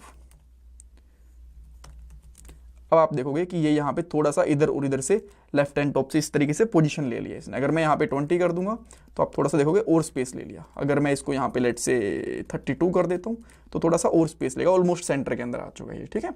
सो इस तरीके से अगर आप चाहो तो किसी को सेंटर के अंदर भी ले सकते हो या फिर इन सेट के हिसाब से लेफ्ट राइट लेफ्ट और इनकी तरफ से आप इसको स्पेस वगैरह थोड़ा दे सकते हो, ठीक है। अब हमारे पास एक और डिव लेते हैं हम लोग, फिक्स पोजिशन को भी देख लेते हैं, ठीक है। इन दोनों के बीच में देखो अब ये स्क्रॉल तो हो रहे हैं प्रॉपरली, ठीक है, थोड़े से स्क्रॉल हो रहे हैं, ज़्यादा नहीं हो रहे। सो मैं यहाँ पे क्या करता हूँ, एक डिव लेता हूँ एंड इसका मैं एक क्लास दे देता हूँ इसको, let's say BG blue 500। Then इसका साइज दे देते हैं हम लोग इसको, लेट्स से साइज दे दिया मैंने इसको 60 है कुछ, 60 था साइज दे दिया, तो यहाँ पे साइज आ गया बीच में इस तरीके से। या फिर 96 दे देते हैं यार, ये सबका सेम साइज हो जाएगा, ठीक है। अब देखो इसका सबका सेम साइज है, ये सेंटर में आ गया। और इसके अंदर एक है H1 टैग, और H1 टैग पे लिखा हुआ है कोड स्टेप बाय स्टेप, इस तरीके से, ठीक है। अब मैं चाहता हूँ कि ये जो हमारे पास H1 टैग है ना, ये फिक्स रहे, ना ऊपर जाए ना ही नीचे जाए। तो सबसे पहले मैं क्या करूँगा, इसकी भी एक BG कलर दे देता हूँ, क्लास लेंगे इसको। अब कलर देने का पॉइंट बस इतना सा है कि आप इनको आराम से आइडेंटिफाई कर पाओ कि इनकी पोजीशन कहाँ तक आ रही है, ठीक है। BG ब्लू और डार्क ब्लू कर देते हैं बिल्कुल, ठीक है। सो अब आप देखोगे इसकी पोजीशन यहाँ तक आ रही है, कोई प्रॉब्लम नहीं है। देन अब हम लोग क्या कर सकते हैं, इसका जो टेक्स्ट है ना, टेक्स्ट वाइट कर दें, थोड़ा सा अलग दिख जाएगा, मैं यहाँ पे बेटर दिख गया, ठीक है। ओके सो अब मैं यहाँ पे क्या करता हूँ, सिंपली आपको यहाँ पे लगाना है फिक्स्ड एंड।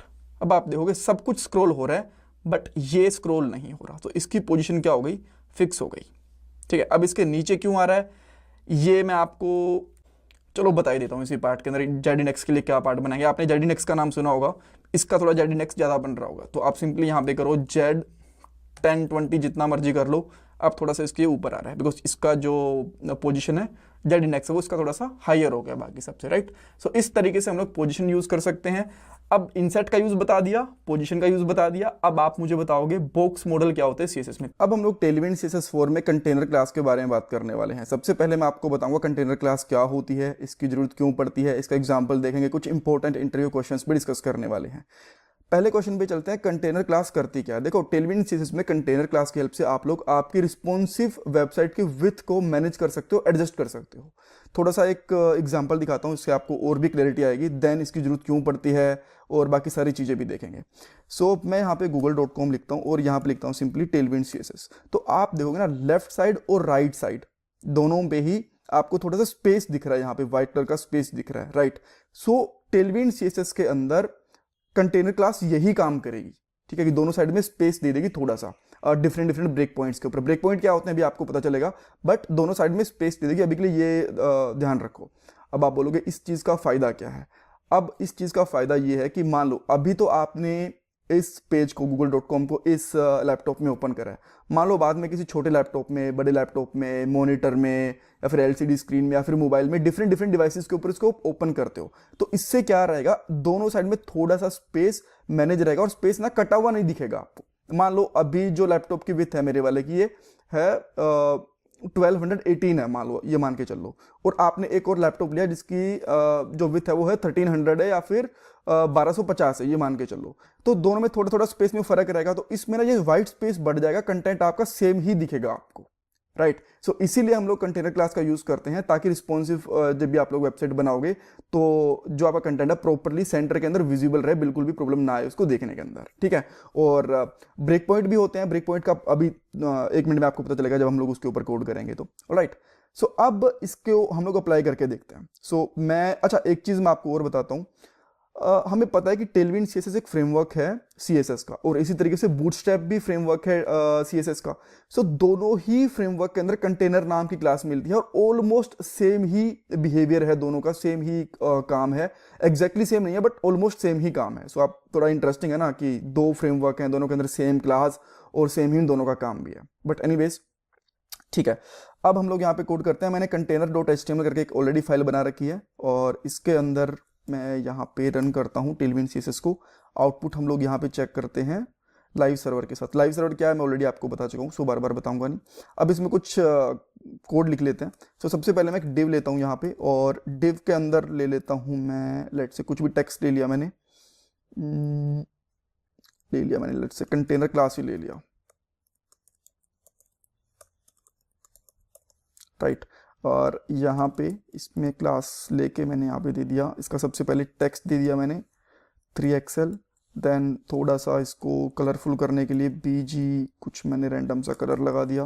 देन आप देख सकते हो इस तरीके का आपको दिख रहा है। अभी आप देखो यहाँ पे बिल्कुल भी स्पेस नहीं है किसी भी स्क्रीन साइज के ऊपर, ना ही मोबाइल पे ना ही इसके ऊपर, चाहे जो मर्जी स्क्रीन साइज कर लो, छोटा बड़ा किसी भी तरीके से, कोई भी आपको यहाँ पे डिफरेंस नहीं दिखने वाला, ठीक है।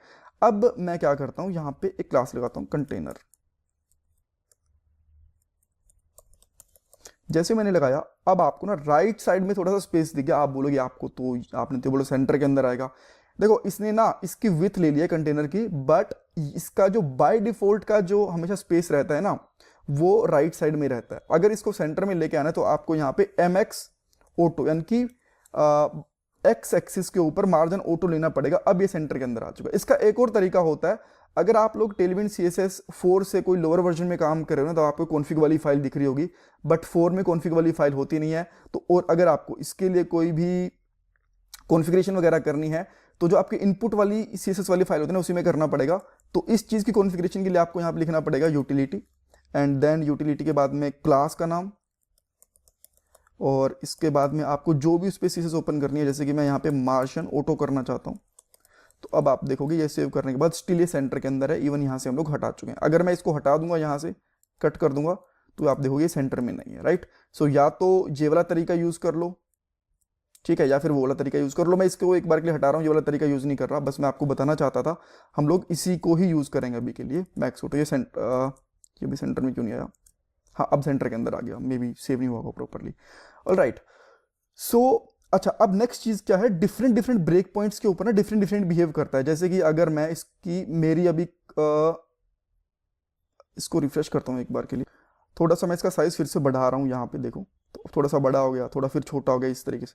अब ये ऐसा क्यों हो रहा है? देखो अब यहाँ पे स्पेस थोड़ा सा ज़्यादा है, कम है, यहाँ पे थोड़ा सा ज़्यादा हो गया, यहाँ पे और कम हो गया, यहाँ पे और कम हो गया, इस तरीके से ये ऐसे बिहेव क्यों कर रहा है?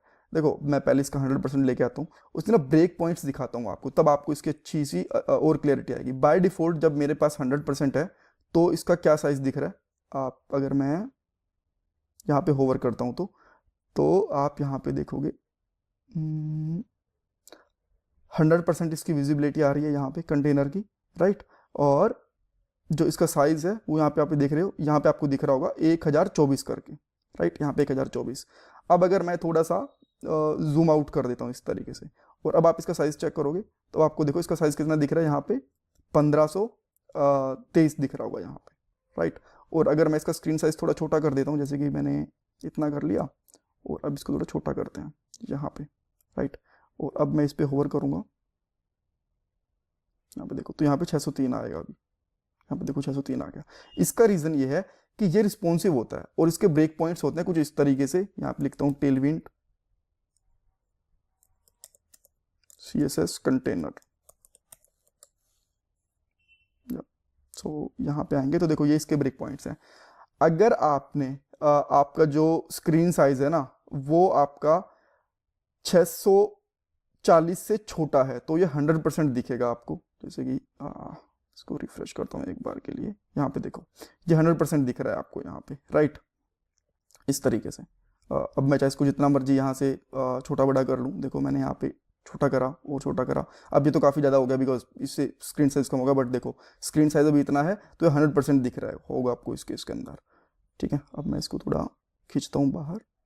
यप, और देन अगर आपका स्क्रीन साइज 640 से लेके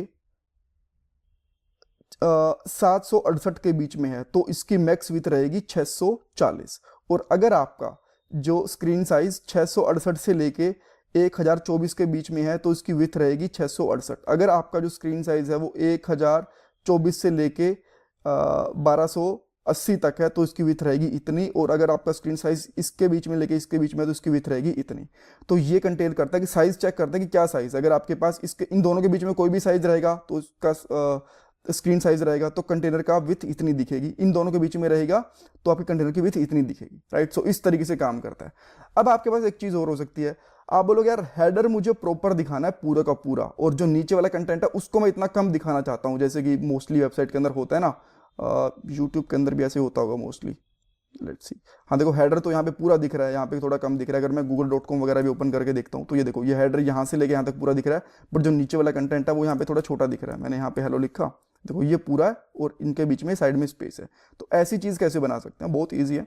आपको पहले एक डिव लेना है और डिव के अंदर मैं एक यूएल ले लेता हूँ, एक li और इसके बीच में कुछ एंकर टैग, जैसे कि मैंने यहाँ पे लगा दिया होम, और थोड़े से यहाँ पे कुछ और मेन्यूज ले लेता हूँ, जैसे कि होम लिख दिया। इनकी जरूरत नहीं है लिंक देने की, इनको हटा सकते हैं, बस मैं यहाँ पे दिखाना चाहता हूँ तो मैंने यहाँ पे लिख दिया होम की जगह पे अबाउट एंड देन कॉन्टैक्ट और यहाँ पे कर दिया लॉगिन। इस तरीके से आपने कुछ मेन्यूज बना दिए, राइट। अभी तो आपको थोड़े ऐसे दिख रहे होंगे बट मैं थोड़ा स्टाइल फिक्स कर रहा हूँ। सो अब मैं यहाँ पे आके क्लास दूंगा और यहाँ पे लूँगा BG। तो ये थोड़ा मैंने डार्कर दे दिया, थोड़ा सा कलर इसका 700 कर देते हैं, नीचे वाला 500 है ना, ठीक है। एंड देन यहाँ पे हम लोग क्लास देंगे फ्लेक्स,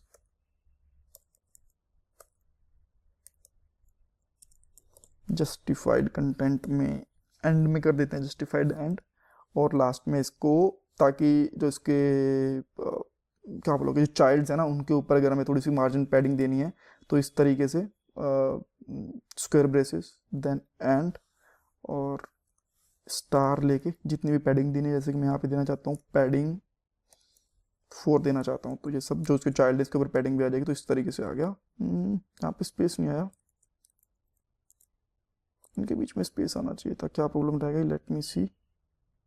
अच्छा, यहाँ पे P के बाद में हाइफन आएगा तो यहाँ पे आप देख सकते हो, राइट। और जो ये है यहाँ पे थोड़ा सा और कर लेते हैं, लेट्स मैं यहाँ पे 7 पिक्सल कर लेता हूँ और देन यहाँ पे कुछ और कंटेंट ले लेते हैं। यहाँ पे कर देता हूँ मेन पेज और यहाँ पे कर देते हैं डाउन पेज, जो भी आपको ठीक लगे, बस मैं कुछ भी रैंडम लिख रहा हूँ। यहाँ पे 8 7 यहाँ पे 6 कर देता हूँ और थोड़ा सा कलर भी अगर आपको चेंज करना है तो 4 कर देता हूँ यहाँ पे, और यहाँ पे 3 कर देता हूँ, राइट। अब आप यहाँ पे आओगे तो यहाँ पे कुछ ऐसा कुछ दिख रहा होगा, यहाँ पे 3 हुआ नहीं क्या, 3 कर दिया। थोड़ा सा और कुछ लेना चाहते हो तो वो भी कर लो, ठीक है, इस तरीके से, ठीक है। सो अब देखो जो नीचे वाली क्लासेस हैं, ये देखो ये छोटी बड़ी होती रहेंगी डिफरेंट स्क्रीन साइज के ऊपर। जो आपका हेडर है वो फिक्स ही रहेगा, चाहे आप कोई भी स्क्रीन साइज ले लो इस तरीके से, ठीक है। इस पार्ट में हम लोग टेलविंड CSS की बैकग्राउंड क्लासेस के बारे में बात करने वाले हैं। सो एक बार के लिए मैं आपको एग्जांपल से दिखा देता हूं जो इस पार्ट के अंदर हम लोग इंप्लीमेंट करके देखने वाले हैं। सो सबसे पहले हम लोग यहाँ पे एक डिव को बैकग्राउंड इमेज देके देखेंगे, देन उसको सेंटर वगैरह कैसे करना है, नो रिपीट कैसे करना है, कंटेनर और कवर प्रॉपर्टीज वगैरह कैसे लगानी है, वो सब भी देखेंगे। देन एक डिव के ऊपर ग्रेडियंट कैसे अप्लाई करते हैं, शेडो कैसे अप्लाई करते हैं, वो भी देखेंगे।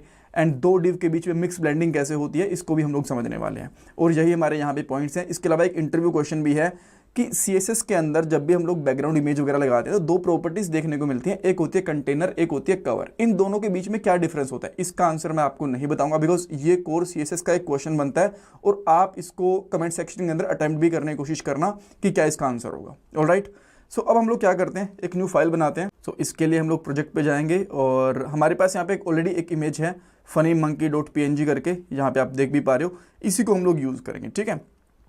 सो मैं अच्छा ये सोर्स फोल्डर बना हुआ है, इसकी हमें ज़रूरत नहीं है, बट ठीक है, इसको बाद में डिलीट करेंगे। सो मैं यहाँ पे एक फ़ाइल बनाता हूँ जिसका नाम करता हूँ background.html। ऑलराइट, ये कुछ और ही बन गया। देन हम लोग यहाँ पे एक HTML का बेसिक सा कोड लिखेंगे, एक्स्ट्रा चीज़ें यहाँ से हटा देंगे। देन यहाँ पे करेंगे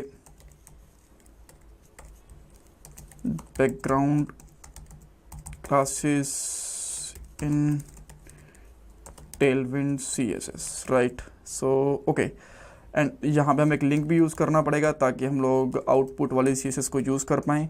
देन इसके बाद क्या करते हैं हम लोग यहाँ पे बेसिकली